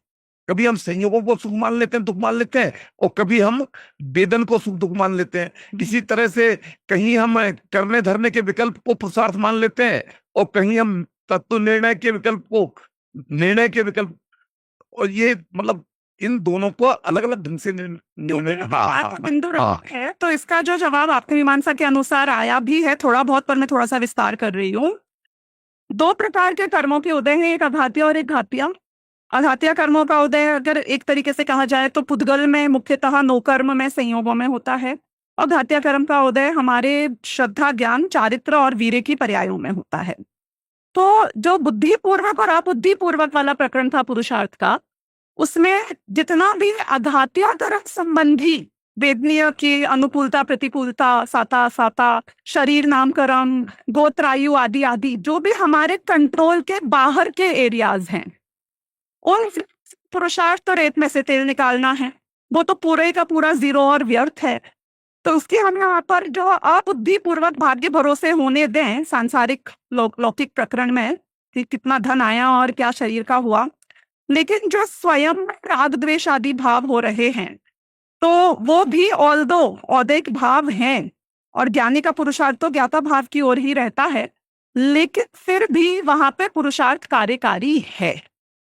और वो इस तरीके से कार्यकारी है कि पहले श्रद्धा के लेवल पे कार्यकारी है। अगर श्रद्धा सही हो जाती है, जहां पे राग द्वेष से एकत्व बुद्धि छूट जाती है, तो फिर वो ग्रेजुअली अपने आप उसी पुरुषार्थ में से, अंतर्मुख पुरुषार्थ में से, वो चारित्र की भी शुद्धता आई ही जाएगी। तो इसलिए पुरुषार्थ का डायरेक्शन क्लियर है, और वो अपने जोन में है, वो पर के जोन में नहीं है, ऐसा मेरा मानना है। बाकी आप इसके ऊपर और ऐड कर सकते हैं। अभी अगर समय रहा और व्यवस्थापक लोग चाहेंगे तो आप कुछ भी कर सकते हैं, और बाकी मुझे ऐसा लगता है कि सबको इन्वॉल्व करना चाहिए। किसी और सभी लोग तो होते भी नहीं हैं, कोई एक आध दो लोग भी यदि कोई पूछना चाहे, कोई बात करना चाहे, तो थोड़ा सा इन्वॉल्वमेंट रहेगा तो थोड़ा। यदि तो पर्ची पे लिख कर कहाँ भेज सकते हैं, यदि उपयुक्त लगा प्रश्न तो हम पूछेंगे। अभी अभी राकेश जी ने कहा ना, तो अभी आपका भाग्य खुल गया लग रहा है, तो फिर आप पुरुषार्थ करोगे।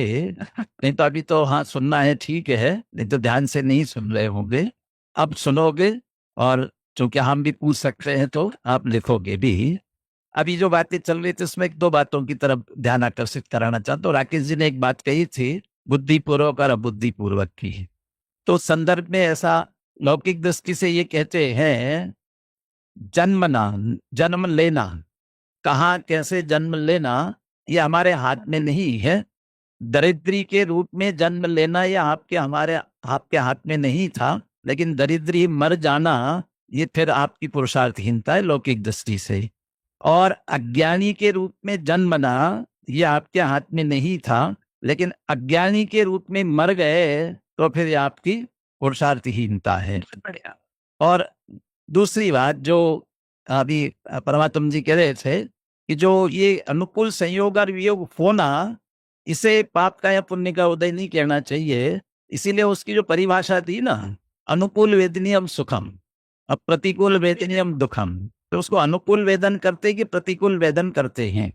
अभी अहमदाबाद में प्लेन क्रैश हुआ और एक जो लड़की विदेश जाना चाह रही थी वो लेट हुई वहां पहुंचने में, समय पर नहीं पहुंच पाई।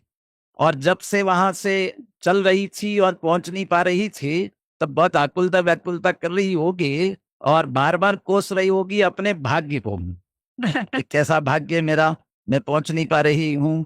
और वहां पहुंच करके लेट होने की वजह से प्लेन चला गया है और क्रैश हो गया है, तब वो सोच रही होगी मेरा कितना भाग्य है कि मेरी कार लेट हो गई, मैं पहुंच नहीं पाई।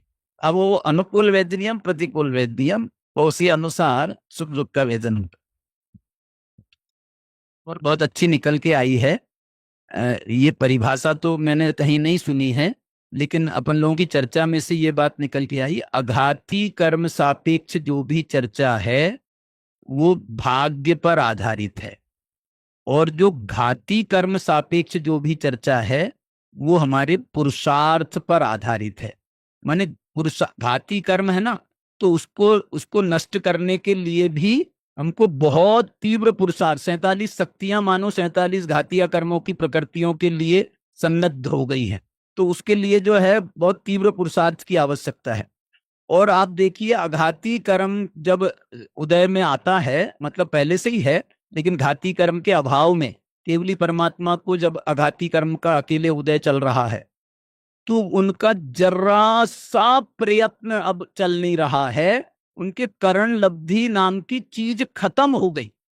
करण लब्धि के दो ध्यान जरूर है वहां पर बाद में, लेकिन वहां पर करण के परिणाम नहीं है।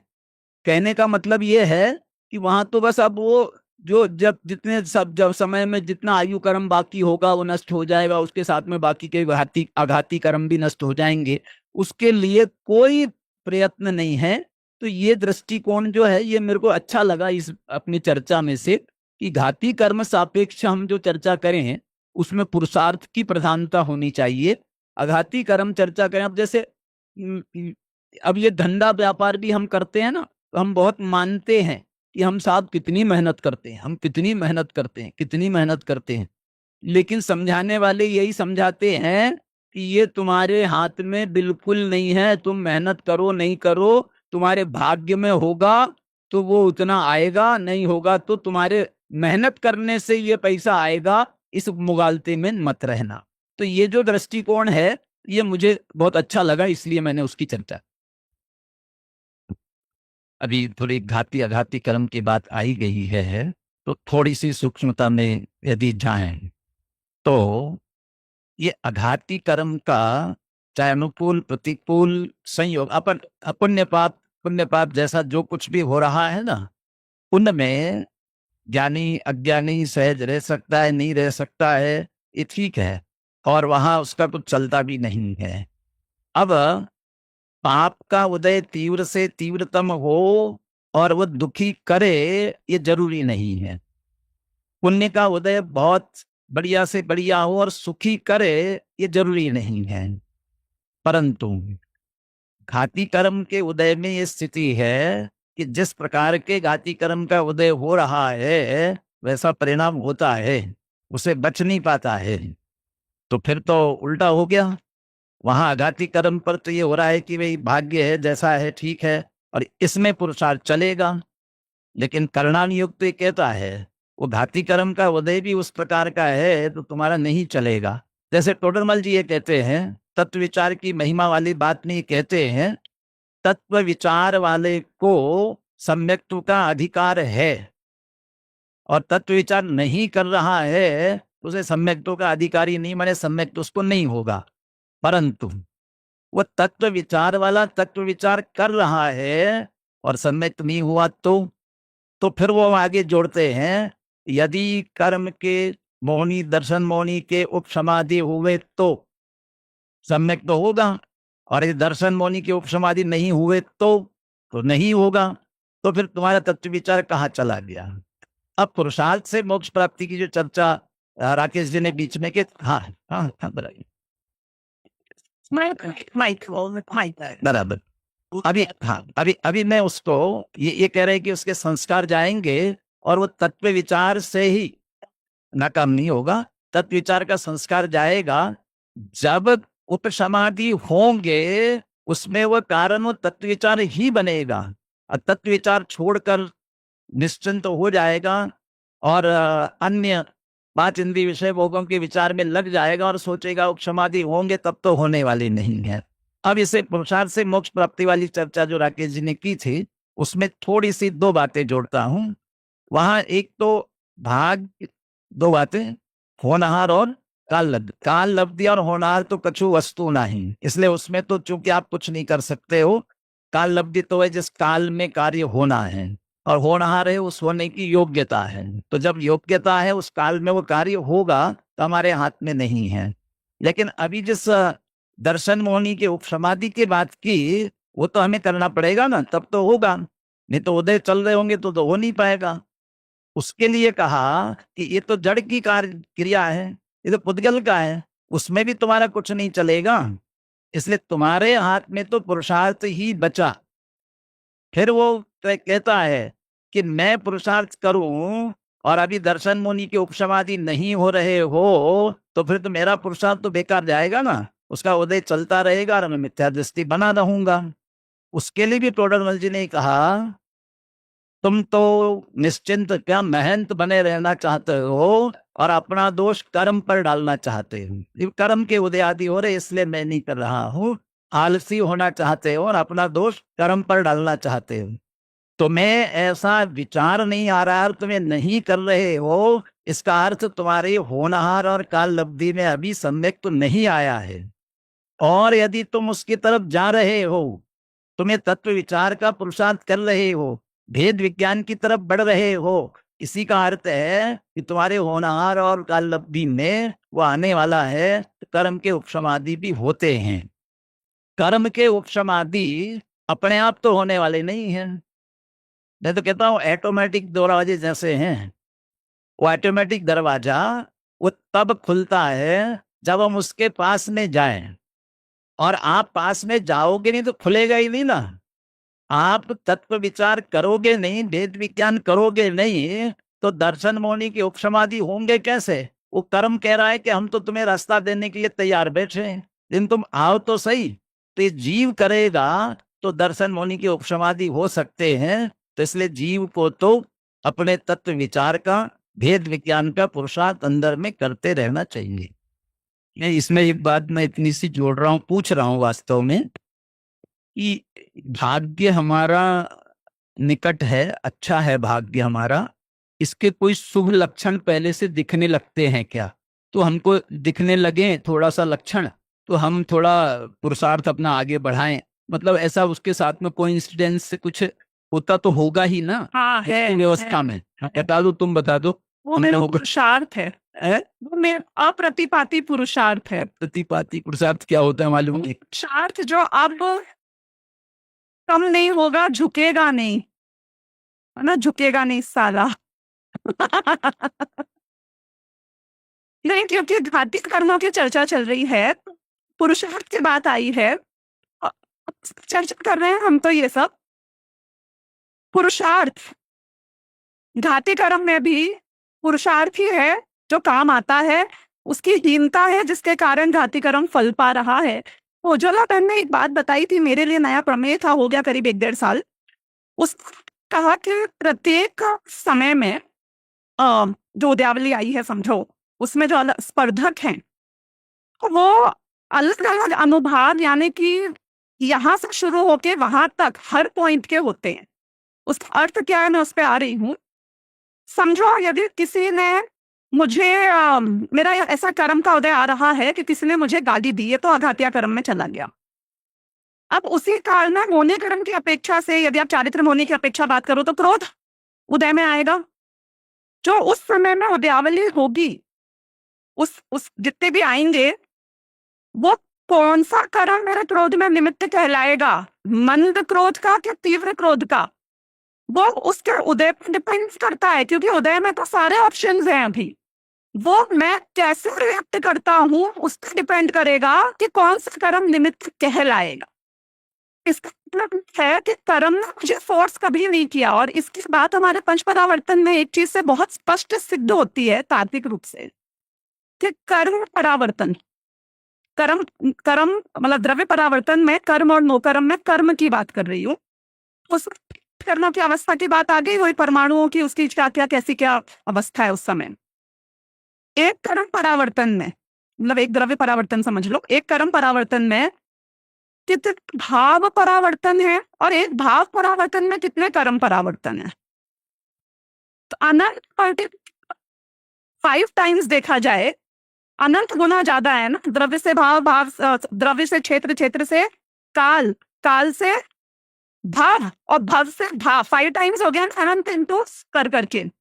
यानी कि हर कर्म हृदय के सामने मेरा रिएक्शन, मेरा क्या पुरुषार्थ होएगा, कैसी कषाय होगी, वो इतनी वैरायटी की हो सकती है जो असंख्यात लोक प्रमाण से कर्म के उदय में।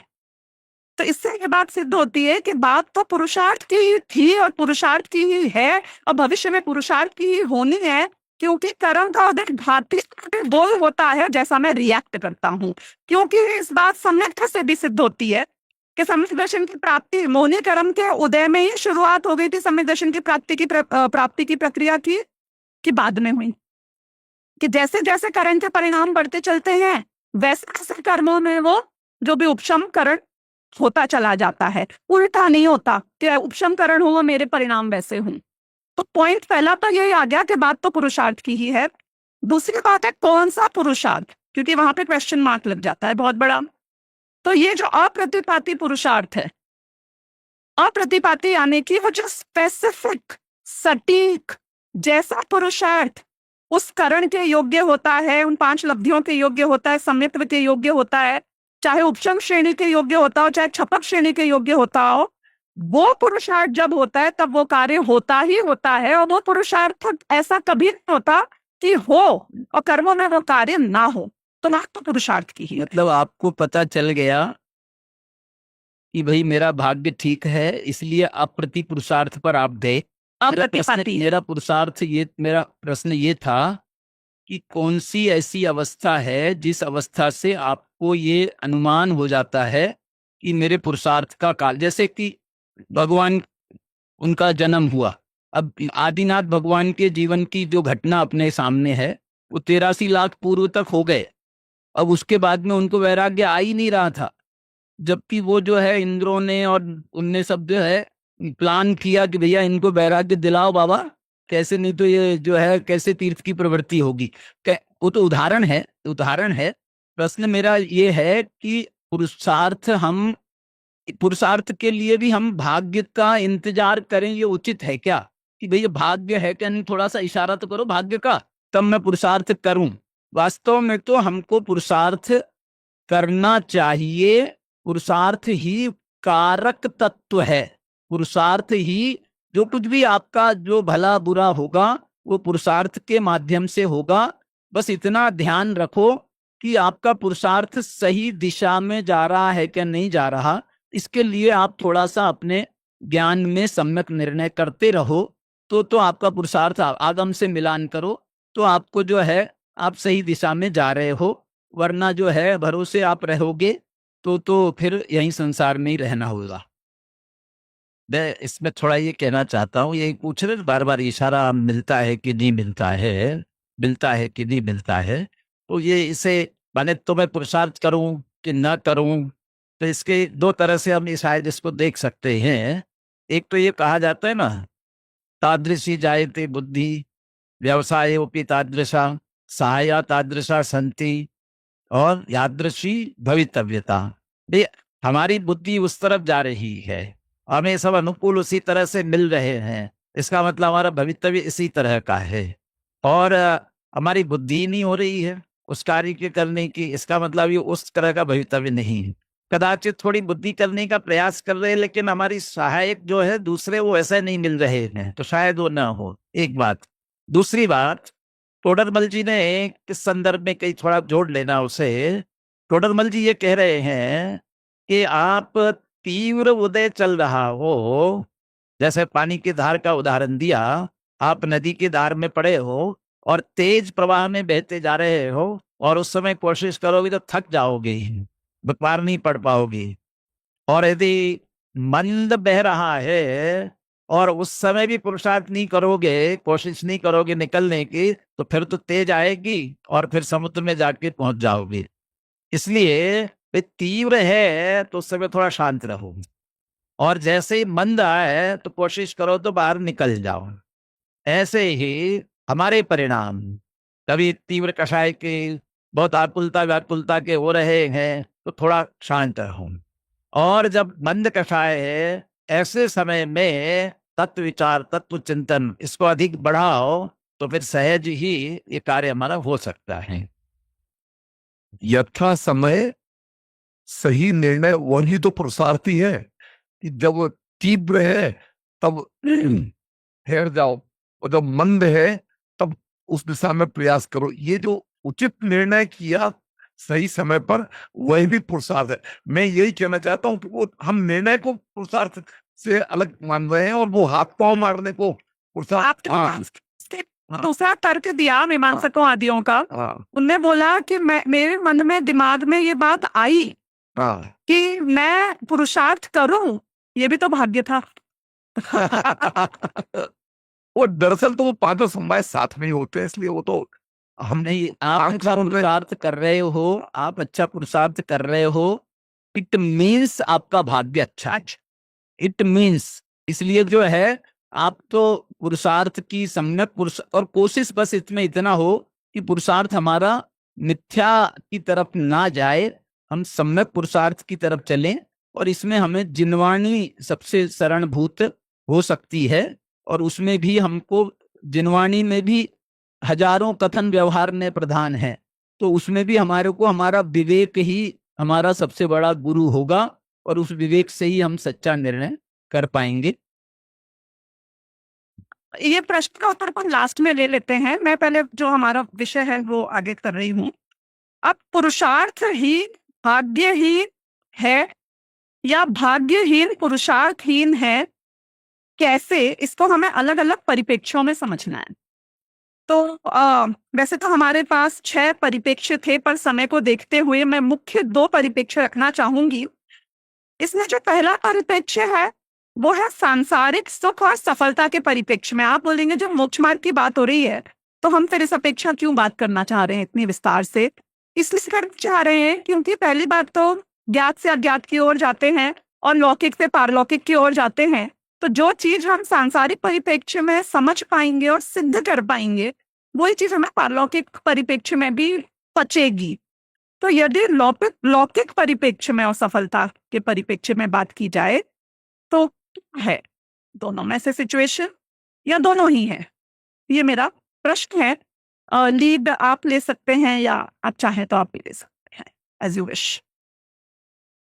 हाँ ठीक है। वैसे तो पांचों समवाय साथ में ही है। अगर कोई भी ऐसा नहीं है कि उसमें काल भेद भी नहीं है कि पहले ये करो तो बाद में वो होगा। जब वो संपन्न होगा काम, तभी वो उसका पुरुषार्थ कहलाएगा। इसलिए इसलिए वो पांचों समवाय साथ में ही है, उनमें आगे पीछे का भेद करना, पहले कौन बाद में कौन, ये मतलब। अभी देखिए मेरे हाथ में ये दिया गया है, लौकिक परिप्रेक्ष्य की बात कर रही हूँ। मुझे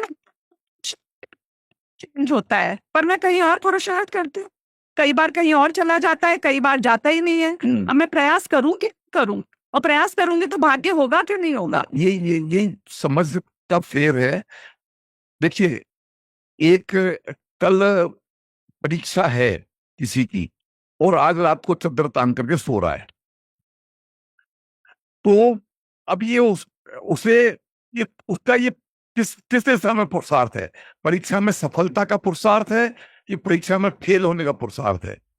उसने दिन भर पढ़ाई की है और थक गया है, अब सुबह पेपर देने जाना है, तो वो आराम कर रहा है। तो ये सम्यक पुरुषार्थ है कि ये प्रमाद है? ये तो पुरुषार्थ है उसका। और अब वो चद्दर तान करके सोया और फिर पेपर देने ही नहीं पहुंच पाया, आंसर नहीं लिख पाया, फेल हो गया। तो फिर वो उसका वो जो था, वो चद्दर तान के सोया, वो पुरुषार्थ किस चीज का हुआ? ये मैंने दादा से इसकी चर्चा कई बार, दादा बार बार कहते थे कि अनंतर पूर्व क्षणवर्ती पर्यायों का सिलसिला। कुछ देखो ये होना है, ये अनंतर पूर्व क्षणवर्ती पर्यायों का सिलसिला शुरू हो गया। तो मैं कहता हूं कि ये अनंतर पूर्व क्षणवर्ती पर्यायों का सिलसिला होता तो है, परंतु हम किसे किस चीज का सिलसिला माने, ये जरा एक बड़ा पेचीदा सवाल है। क्योंकि यहां से मैं निकला घर जाने का लक्ष्य बना करके, तो अब ये जो मैं कदम बढ़ा रहा हूं, ये मैं मान रहा हूं कि मेरे घर जाने का अनंत पूर्व क्षणवर्ती पर्यायों का सिलसिला है। और निकला और एक्सीडेंट हो गया, अस्पताल पहुंच गया, तो ये सिलसिला किस चीज का था? परंतु जो हम जिसकी बात कर रहे हैं, वे पहले ही पुरुषार्थ हो तो फिर हमारा रिजल्ट आएगा, पहले भाग्य हो तो हम पुरुषार्थ करेंगे, पुरुषार्थ हो तो भाग्य करेंगे। अगर भाग्य है, काल लब्धि आ गई है, तो उस समय जो पुरुषार्थ हो रहा है वो तत्संबंधी का पुरुषार्थ है बस। वो कोई एक पर्टिकुलर पुरुषार्थ का नाम, ये पुरुषार्थ इस चीज का है। और लौकिक की बात कर रहा हूँ, अभी अभी लौकिक की अपनी बात चल रही है ना, वो मोक्ष का पुरुषार्थ तो वो तत्व निर्णय वही है। ठीक है। हाँ, तो इसमें अगर हमारा भाग्योदय हो गया है, शेयर खरीदना पुरुषार्थ है कि शेयर नहीं खरीदना पुरुषार्थ है? आपका भाग्योदय है, आपने शेयर आज नहीं खरीदा, कल बाजार टूट गया, तो आपका नहीं खरीदा, ये भाग्योदय का पुरुषार्थ था। और अगर उल्टा अगर मतलब लौकिक परिप्रेक्ष्य में जुआ है। जुआ नहीं है, वो दोनों लौकिक परिप्रेक्ष्य में भाग्य पुरुषार्थ की चर्चा में कोई लाभ नहीं है। ठीक है ना। नहीं हो सकता है। कदाचित हम इसे इस रूप में कह सकते हैं कि जिसको व्यापार धंधा करना है और व्यापार धंधा करके बहुत अच्छा कमाना चाहता है, लेकिन वो देखता है कि मेरे पास पूंजी नहीं है, और पूंजी नहीं है तो मैं कैसे करूंगा, तो ये समझता है कि भाग्यहीन इसलिए पुरुषार्थहीन। और उल्टा क्या कह रहे हैं, तुम्हारे पास ये पूंजी हुई क्यों नहीं है, क्योंकि तुमने पुरुषार्थ करके कमाया नहीं, इसलिए तुम्हारे पास नहीं आई है। तो तुम पुरुषार्थहीन हो, इसलिए तुम भाग्यहीन हो। इसको ऐसा कह सकते हैं कि जो कार्य करने के लिए तैयार हो जाता है और आगे बढ़ने लगता है, तो उस कार्य के अनुकूल सब उसके साथ मिलने लग जाते हैं। और कैसे होगा, होगा कि नहीं होगा, ऐसे करके बैठ जाता है तो उसे कुछ नहीं मिलता है। तो ये दोनों तरफ से समझ लेना चाहिए, पुरुषार्थहीन है तो भाग्यहीन है, और उसे परिणाम विचार नहीं आ रहा है तो वो भाग्यहीन है, इसलिए पुरुषार्थ नहीं कर रहा है, इसलिए वो पुरुषार्थहीन, मतलब उसके भाग्य में आगे आने वाला नहीं है। वो भाग्यहीन है इसलिए पुरुषार्थ नहीं कर रहा है, तो पुरुषार्थहीन है। और पुरुषार्थ नहीं कर रहा है इसलिए उसको आगे नहीं मिल रहा है, इसलिए पुरुषार्थहीन है, इसलिए उसका भाग्य अच्छा नहीं खुल रहा है। ये दोनों तरफ जुड़ना चाहिए। सीधा अर्थ ये है कि हमारा कर्म का उदय लोक में भी जैसा समझा जाए, क्या है क्या नहीं ये हमारे मालूम नहीं है, इसलिए जिस कार्य के लिए जो कहा गया है पुरुषार्थ, लौकिक दृष्टि से पूछ रहे इसलिए कह रहा हूं, इसलिए वो करे उस दिशा में। तो भाग्य क्या है क्या नहीं ऐसा सोच करके बैठेगा तब तो होने वाला नहीं। एक ये जो दो वाक्य हैं, पुरुषार्थहीन भाग्यहीन है एक, दूसरा भाग्यहीन पुरुषार्थहीन है दूसरा। मैं ये समझता हूं कि वस्तु स्वरूप से विचार करें तो दोनों बराबर हैं, सुनना, लेकिन मेरे को आपका उपदेश क्या है, मुझे आपका संदेश, आप मुझे मेरे लिए बताओ मैं किसको मानूं, पुरुषार्थहीन है वो भाग्यहीन है, या जो भाग्यहीन है वो पुरुषार्थहीन है। मतलब जो है ना, प्रयोजन भूत दृष्टि से भी हमको इन विषयों की चर्चा करनी पड़ेगी। वस्तु सापेक्ष बात तो सही है, लेकिन हमको संदेश क्या देना है, संदेश तो यही देना है भैया कि तुम पुरुषार्थ करो। पुरुषार्थहीन भाग्यहीन है, इसको हम 1 नंबर देंगे। दूसरी बात, भाग्यहीन वो पुरुषार्थहीन है, ये तो है ही, इसमें तो कोई दम नहीं है, उसमें चांस है, पुरुषार्थ से में चांस है, और भाग्य की बात करने में तो चांस ही खत्म है, ऐसा है। ठीक है, इससे संबंधित एक प्रश्न ये मेरे पास आया है श्रोताओं में से, भाग्य के समान क्या पुरुषार्थ भी पूर्वकृत कर्म के आधार से होगा? फिर वो बोलते हैं यदि नहीं तो पुरुषार्थ से होना जो क्रमबद्ध निश्चित है वह किस आधार से होगा?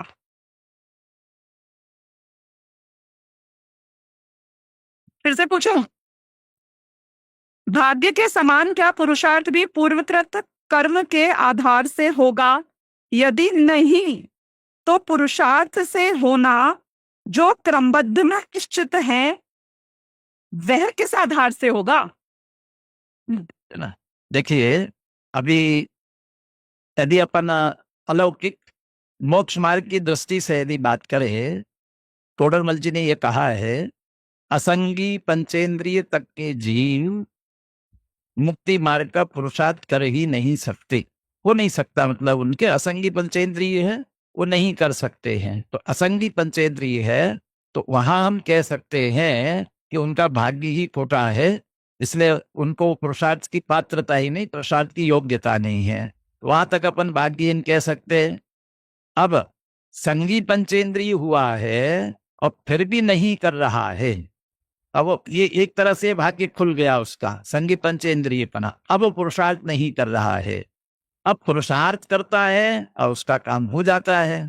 अब जल्दी हो जाता है कि देर से हो जाता है, उसका नहीं हो रहा था उसने कर लिया, फिर तो क्रमबद्ध पर्याय से पहले कर लिया पुरुषार्थ करके। हमने पुरुषार्थ करो और इस कार्य को कर लो।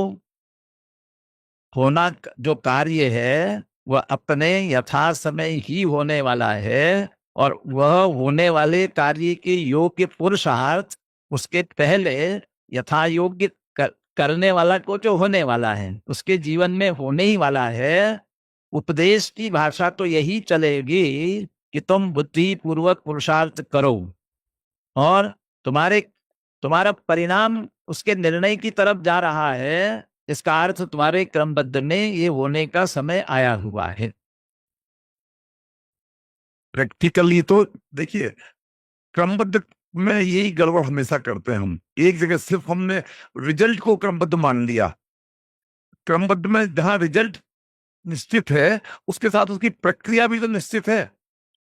जो होना है, जिस पूर्वक होना है, जिस समय में होना है, जिस स्थान पे होना है, सब कुछ निश्चित है। तो क्रमबद्ध को हम बीच में इसमें कहाँ विवाद का विषय बना रहे हैं। और वो कर्म के उदय के अनुरूप मैं पुरुषार्थ करना चाहता हूँ विपरीत दिशा में, अब कर्म के उदय के अनुरूप जो फल आना है पुरुषार्थ तो वैसा ही होगा। उसका सबका एक समय है, निमित्त नैमित्तिक संबंध है एक दूसरे का, इसमें हम वो नहीं कर सकते। और वो है कि कर्म के उदय के अनुसार संयोग सामग्री को मिलना, अगर कर्म का उदय का फल मानते हैं हम, इष्ट या अनिष्ट संयोग, तो वो मिले, फिर हम उसमें इन्वॉल्व होकर के तदनुरूप हमारे परिणाम होते हैं या हम उससे निरपेक्ष रहते हैं, वो हमारे हाथ में है। वेदनीय, हम उसमें अनुकूलता और प्रतिकूलता का वेदन करते हैं या नहीं करते हैं। और अनुकूलता का करें और प्रतिकूलता का करें, वो कर्म बंध की अपेक्षा एक जैसा ही है। तटस्थ रहना वो कर्म की निर्जला का कारण है। इसी प्रश्न का उत्तर यदि मैं बहुत सब लोगों के आधार से एक सिंपल लाइन में कहूं तो जब कार्य होना है तो पांचों ही समवाय होते हैं। आधार क्या है? कार्य होने की तत्समय की योग्यता, और जब वो योग्यता होती है तो पांचों ही समवाय होते हैं, और जब कार्य नहीं होता है तो पांचों ही समवाय नहीं होते हैं। तो किस आधार से हो रहा है कार्य? तो वो स्वयं के आधार से ही होता है। और आपने कहा कि भाग्य के समान क्या पुरुषार्थ भी पूर्वकृत कर्म के आधार से होगा, तो इसमें तीन समवायों का नाम तो आपने ले ही लिया ना अलग अलग।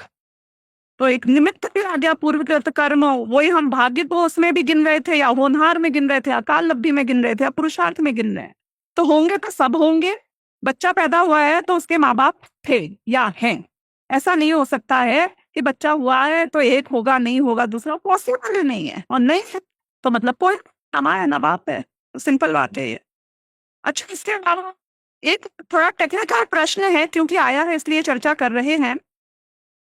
अष्टशती के अनुसार, हम ब्रीफ में दे देंगे इसका जवाब। अष्टशती के अनुसार पदार्थ की योग्यता दैव है और व्यक्ति रूप चेष्टा पुरुषार्थ है। तो अतः पारिणामिक भाव रूप कारण समयसार दैव एवं छायिक रूप कार्य समयसार पुरुषार्थ, ऐसा कह सकते हैं क्या? ये प्रश्न है। देखो, इसमें जो है, इसको पारिणामिक भाव नाम देने की जरूरत नहीं है, लेकिन वो एक पर्यायगत योग्यता अवश्य है। भाग्य जिसको अपन कह रहे हैं वो पर्यायगत योग्यता का नाम है, और जिसको मैंने आपको कहा कि वो ज्ञापक तत्व है, मतलब वो है बात, इसमें कोई दो राय नहीं है। लेकिन जो आप ये कह रहे हो कि जो छायिक भाव रूप हमारा कार्य है, उसको हम पुरुषार्थ का नाम दे रहे हैं क्या? छायिक भाव को क्यों? छायिक भाव, औपशमिक भाव, छायोपशमिक भाव भी पुरुषार्थ। मैं एक इसमें से आप लोगों को से एक प्रश्न पूछ रहा हूं कि पुरुषार्थ को हम सामान्य रूप से कह देते हैं कि ये वीर्य गुण की पर्याय है, लेकिन क्या इसमें ज्ञान का अपना रोल नहीं है? ज्ञान के क्षोपसम का रोल नहीं है? ज्ञान के क्षोपसम के बिना वो, और वीर्य भी काम करता है, तो वो तो सपोर्टिंग है। वीर्य तो वास्तव में सपोर्टिंग में रोल करता है, वो तो ज्ञान दर्शन के साथ में वो वीर्य गुण काम करता है। इसलिए जो है वास्तविक पुरुषार्थ में ज्ञान का पुरुषार्थ, दर्शन का पुरुषार्थ, इसको यदि हम थोड़ा सा और ले जाएं तो चारित्र का पुरुषार्थ, श्रद्धान का पुरुषार्थ, ये मतलब ये पुरुषार्थ के फील्ड में है, और बाकी के जो वास्तव में जो फील्ड हैं वो पुरुषार्थ के फील्ड के बाहर हैं। वास्तव में हम अपने, देखो, कोई भी कार्य करते हैं पहले ज्ञान से निर्णय करना पड़ता है। ज्ञान से यदि हम सम्मत निर्णय कर लेवे तो हम उस दिशा में आगे बढ़ सकते हैं। तो ये ज्ञान सबसे बड़ा पुरुषार्थ के लिए हेल्पिंग फैक्टर हुआ। और भाग्य जो है वो जो है कर्माधीन कहो, उसको औदैहिक भाव कहो, पारिणामिक भाव तो मैं कहना नहीं चाहता हूं उसको, लेकिन पर्यायगत योग्यता है ये, लेकिन वो ज्ञापक है। काल लब्धि और होनहार कछु वस्तु नाही। तो पारिणामिक भाव भी संसार और मोक्ष का कारण नहीं है, उसको भी ऐसा कहा ही जाता है। कह सकते हैं ना कि देव यानी कि पर्याय, और पारिणामिक भाव में पर्याय नहीं है, पर्याय स्वभाव है त्रिकाली, उसकी बात अलग हो गई। तो आप पारिणामिक भाव देव को तो कभी भी नहीं कह सकते हो, क्योंकि वो तो पर्याय मात्र की बात है। इनके प्रश्न में कारण परमात्मा को दैव और कार्य परमात्मा को पुरुषार्थ, क्या ऐसा कह सकते हैं? ये प्रश्न है सीधा, है ना। कारण परमात्मा को दैव, चूंकि योग्यता को दैव कहा है, और हुआ जो कार्य उसको पुरुषार्थ कहा है। व्यक्ति रूप चेष्टा को, व्यक्ति रूप चेष्टा, उसको पुरुषार्थ कहा है। तो मैं तो ये कहना चाहता हूँ, आज गुरुदेव का जो प्रवचन सुबह चल रहा था ना, उसमें वो कारण परमात्मा कह तो रहे हैं, लेकिन कारण परमात्मा किसको? जो उसका लक्ष्य करके कारण बनावे और अपना कार्य करे उसे, ठीक है ना। अब वो दैव जो कहा जा रहा है योग्यता को, तो योग्यता को हम कारण परमात्मा नहीं कह सकते हैं। योग्यता तो उस समय होने की योग्यता, वो उसको हम हो कार्य रूप से तब।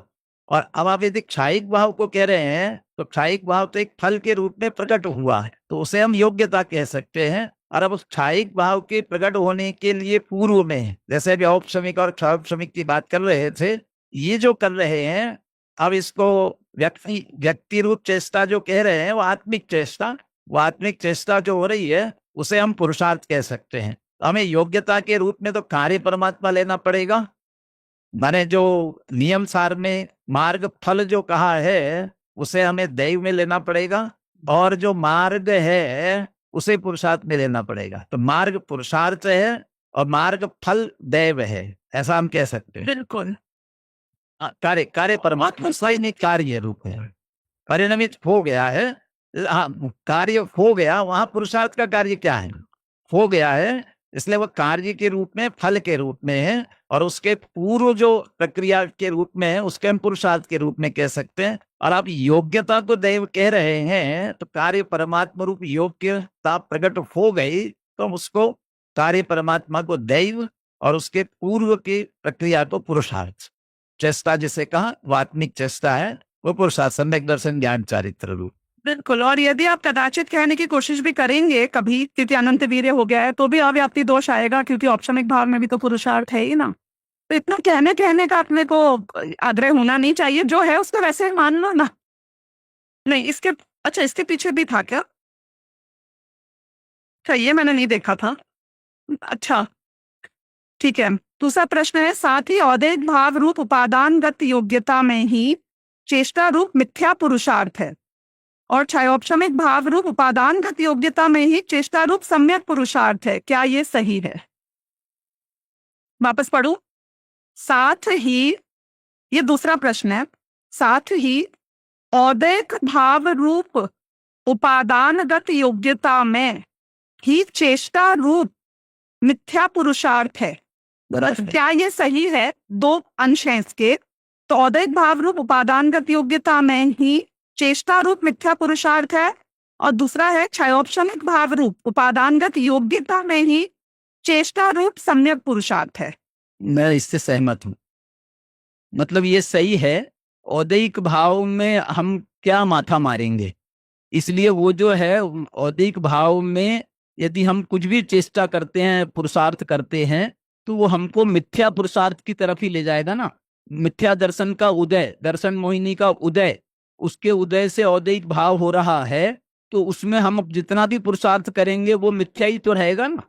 और क्षयोपशम भाव में ज्ञान के क्षयोपशम के माध्यम से यदि हम दर्शन मोहिनी के उपशम से क्षयोपशम पे पहुंच जाएंगे, तो ये महापुरुषार्थ का कार्य हो जाएगा। इसलिए ये दिशा सही है औदैहिक भाव की तरफ। औदैहिक क्या पुरुषार्थ तो ठीक है, हाँ, लेकिन क्षयोपशम भाव, क्षयोपशम भाव मतलब मैं बोल रहा हूँ ज्ञान दर्शन के क्षयोपशम भाव से ही तो प्रारंभ होगा आपका मोक्ष मार्ग का। पे तो क्षयोपशमिक सम्यक के परिप्रेक्ष्य में होगा ना। नहीं, क्षयोपशम सम्यक में है तो फिर तो सम्यक है ही। तो मैं तो ये कह रहा हूँ क्षयोपशम सम्यक के परिप्रेक्ष्य में है तो भी सम्यक है, क्षयोपशम ज्ञान के परिप्रेक्ष्य में है तो भी सही है। सम्यक नहीं हुआ, सम्यक दर्शन जब होगा तब सम्यक होगा। जिनका प्रश्न है उनसे पूछे उनका अभिप्राय क्या है, इसमें अभिप्राय क्या है इसके पूछने में जल्दी से। तब तक मैंने जो अभिप्राय समझाया बोलता हूँ, जब तक आप इधर आ जाए। मैं ये समझ रहा हूँ औदैहिक भाव रूप उपादानगत योग्यता में मिथ्या पुरुषार्थ, इसका मतलब दर्शन मोनी का उदय चल रहा है तो मिथ्या दर्शन रूप परिणाम न पड़ेगा। दर्शन मोनी का उदय चल रहा है तो मिथ्या दर्शन रूप परिणाम ना होगा। जब मिथ्या दर्शन रूप परिणाम रहे हैं तो उसका जो पुरुषार्थ है तो मिथ्या हो गया ना। और जब दर्शन मोनी का उपशम क्षोपशम हुआ तो सम्यक रूप परिणमित हो रहा है, तो उसका पुरुषार्थ जो है वो सम्यक हो गया।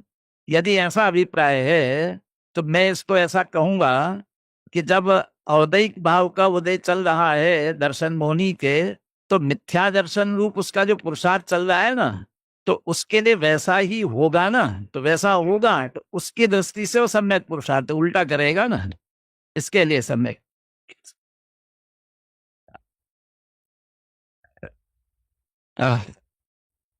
प्रश्न इतना ही था। वहां पर उन्होंने दैव को समझाते हुए दो चीजों को दैव कहा है। एक तो पूर्वकृत अर्थात पूर्व जो कर्म के उदय से भाग्य जिसको हम कहते हैं, और दूसरा उन्होंने कहा प्रत्येक पदार्थ की अपनी योग्यता।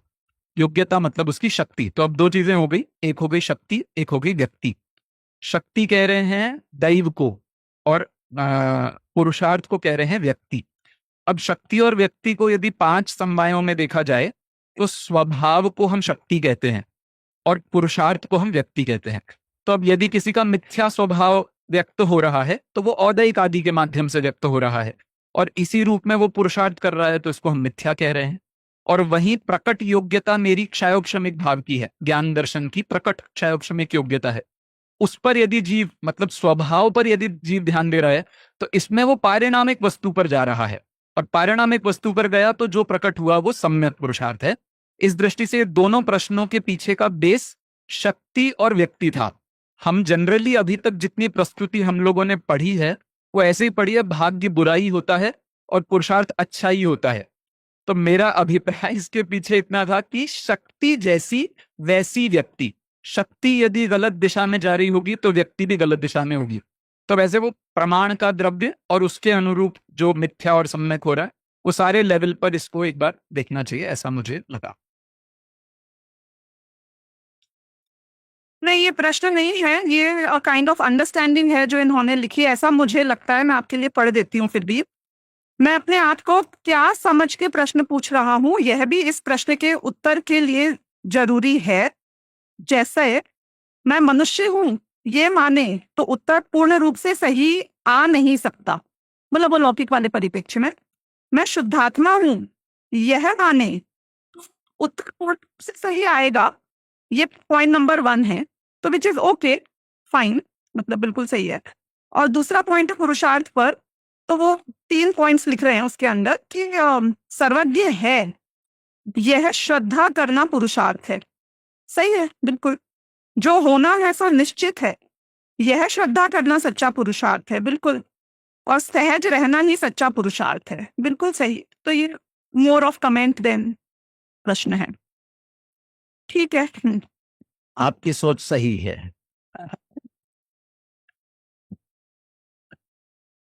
क्योंकि हमारे पास बहुत ज्यादा समय तो बचा नहीं है, हम आखिरी निष्कर्ष के रूप में जो ये प्रश्न चिन्ह हमने प्रश्न की तरह खड़ा तो किया, लेकिन अनेकांतवादी दर्शन है हमारा, और उत्तर हमें पता ही होता है हर प्रश्न का, कथनचित में आता है और सभी में आता है, क्योंकि हर एक का अपना योग्य स्थान है। तो निष्कर्ष वाक्य के रूप में मैं तीनों ही वक्ताओं से चाहूंगी कि इस विषय की परिचर्चा से निष्कर्ष आपने जो भी समझा हो वो बड़े ही संक्षेप में 2-3 वाक्यों में हमें हमसे शेयर करें, और इसका उद्देश्य समझकर हमें क्या करना चाहिए वो कंक्लूजन भी हमें आप मार्गदर्शन दें। किसी ने कहा है, if you want to know your past, look at your present conditions. If you want to know your future, look at your present actions. यदि आप अपना वर्तमान परिस्थिति पूर्व, हमारा पास्ट कैसा, भूतकाल में मैं कैसा था, यदि ये देखना चाहते हो तो वर्तमान की अपनी परिस्थितियां देखो। यदि आपकी परिस्थितियां गलत है, इसका मतलब आपने पूर्व में कुछ ना कुछ गलत किया है। भविष्य कैसा होगा मेरा, तो आप समझ लेना आपके अभी वर्तमान के क्रियाकलाप, विचार, श्रेणी, चिंतन, मनन यदि गलत दिशा में चल रहे हैं तो समझ लेना भविष्य आपका खराब है। तो अभिवादन कर सकते हो। अब हम चाहते हैं हमारा फ्यूचर अच्छा हो, तो क्या करना? तो यही है कि मेरे भाग्य में क्या है ये कदाचित मुझे पता नहीं है, लेकिन मैं अच्छा करूं, अच्छा सोचूं, अच्छा चिंतन मनन करूं, तत्व विचार करूं, ये मेरे हाथ में है। गति अनुसार मति होती है, मति अनुसार गति नहीं होती है। गति अनुसार मति होती है, तो हम आगे जैसी गति होने वाली है ना, उसी प्रकार हमारी मति होने वाली है। हम अपने परिणामों को भाग्य के और उस पे न देते हुए हम तत्व विचार में अपने उपयोग को लगावे, तो यही अपना पुरुषार्थ करते रहना चाहिए। मैं इसमें थोड़ा सा करेक्शन करना चाह रहा हूँ। ये आप डिसीजन कैसे दे रहे हो कि गति के अनुसार ही मति होती है? मति के अनुसार गति होती है। आपकी जैसी मति होगी गतिबंध तो उसके अनुसार होगा, तो मति के अनुसार ही तो आपको गति में जाना पड़ेगा। इसलिए इसको यदि हम कथनचित वाली भाषा में, यदि स्यादवाद की भाषा में रहने दें तो ज्यादा उचित होगा। एक ही बात करें कि गति के अनुसार ही मति होती है, मुझे लगता है ये तो सही नहीं होगा। अब बाकी डिस्कस कर सकते हैं। वो जो ये अभी क्रमनिमित पर्याय अभी जो दादा ने लिखे ना, उसमें वो इस तरीके से ली है कि जो आगे आगे की गति बंधती है ना, वो तो एक भाव की बनती है। ये गति बन रही एक भाव की बन रही है, तो और आगे की सभी निश्चित है और सारी निश्चित है। इसका मतलब अगला जो अभी हो रहा है ना, वो भी निश्चित है क्रम में, और यदि वो निश्चित है तो हमारे उसके अनुसार भाव होना ये भी निश्चित है। इसलिए वो जो हमारी गति होनी है वैसी हमारी मति निश्चित रूप से होगी। इसलिए क्या गति होने वाली है, क्या करे, इस सबसे निश्चिंत हो करके हम तो तत्व विचार में अपने उपयोग को लगावे, तत्व चिंतन में अपने उपयोग को लगावे, जो हमारे क्रम में होना है वो होता जाएगा। तो हम उससे निश्चिंत होकर के यदि उसी चिंता में रहे तो भविष्य तो बिगड़ा हुआ है, वर्तमान और बिगाड़ लेंगे। इसलिए वर्तमान में हम अपने आप को तत्व चिंतन, तत्व विचार, तत्व निर्णय, भेद विज्ञान में लगावे और भेद ज्ञान के बाद में अपने को निर्विकल्प होने की दिशा में जाना चाहिए। जैसे कि कल आवश्यक अधिकार में उन्होंने द्रव्यगुण पर्याय के चिंतन को भी अन्यवश होना कहा था, तो उसके बाद में उन्होंने टीका में ये बात स्पष्ट करी कि इसका जो है अंतिम उद्देश्य हमारा ये है कि वस्तु विचारत ध्यावते मन पावे विश्राम। माने मन यदि आपका वस्तु के विचार में ही लगा रहा और मन विश्राम को प्राप्त नहीं हुआ तो फिर तो हमारा जो इतनी कवायद है वो निरर्थक हो जाएगी।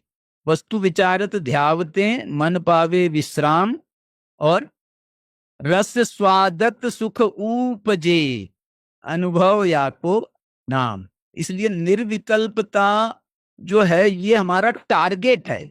इसको दादा की भाषा में कहें तो सहजता हमारा टारगेट है, मतलब सहजता प्राप्त करना है। और उसके लिए दादा जो है सर्वज्ञता, क्रमबद्ध पर्याय और ये विषय इसलिए ज्यादा लेते थे कि ये सहजता प्राप्ति का जो है माने पुरुषार्थ है। सहजता पुरुषार्थ का नाम है। माने इसको हमारे को सहजता प्राप्त कराने में क्रमबद्ध पर्याय जितनी डायरेक्ट हमको हिंट करती है, हिट करती है, इसलिए जो है ये क्रमबद्ध पर्याय और सर्वज्ञता को आधार बना करके हम सहजता के मार्ग पर आ जाएं, ये सबसे बड़ा हमारी उपलब्धि होगी। और सहजता मीन्स वास्तव में निर्विकल्पता है और वो हमको अतीन्द्रिय आनंद दिलाएगा, वही पुरुषार्थ। ये बात तो तय है कि कार्य की उत्पत्ति में पांचों समवाय होते ही होते हैं।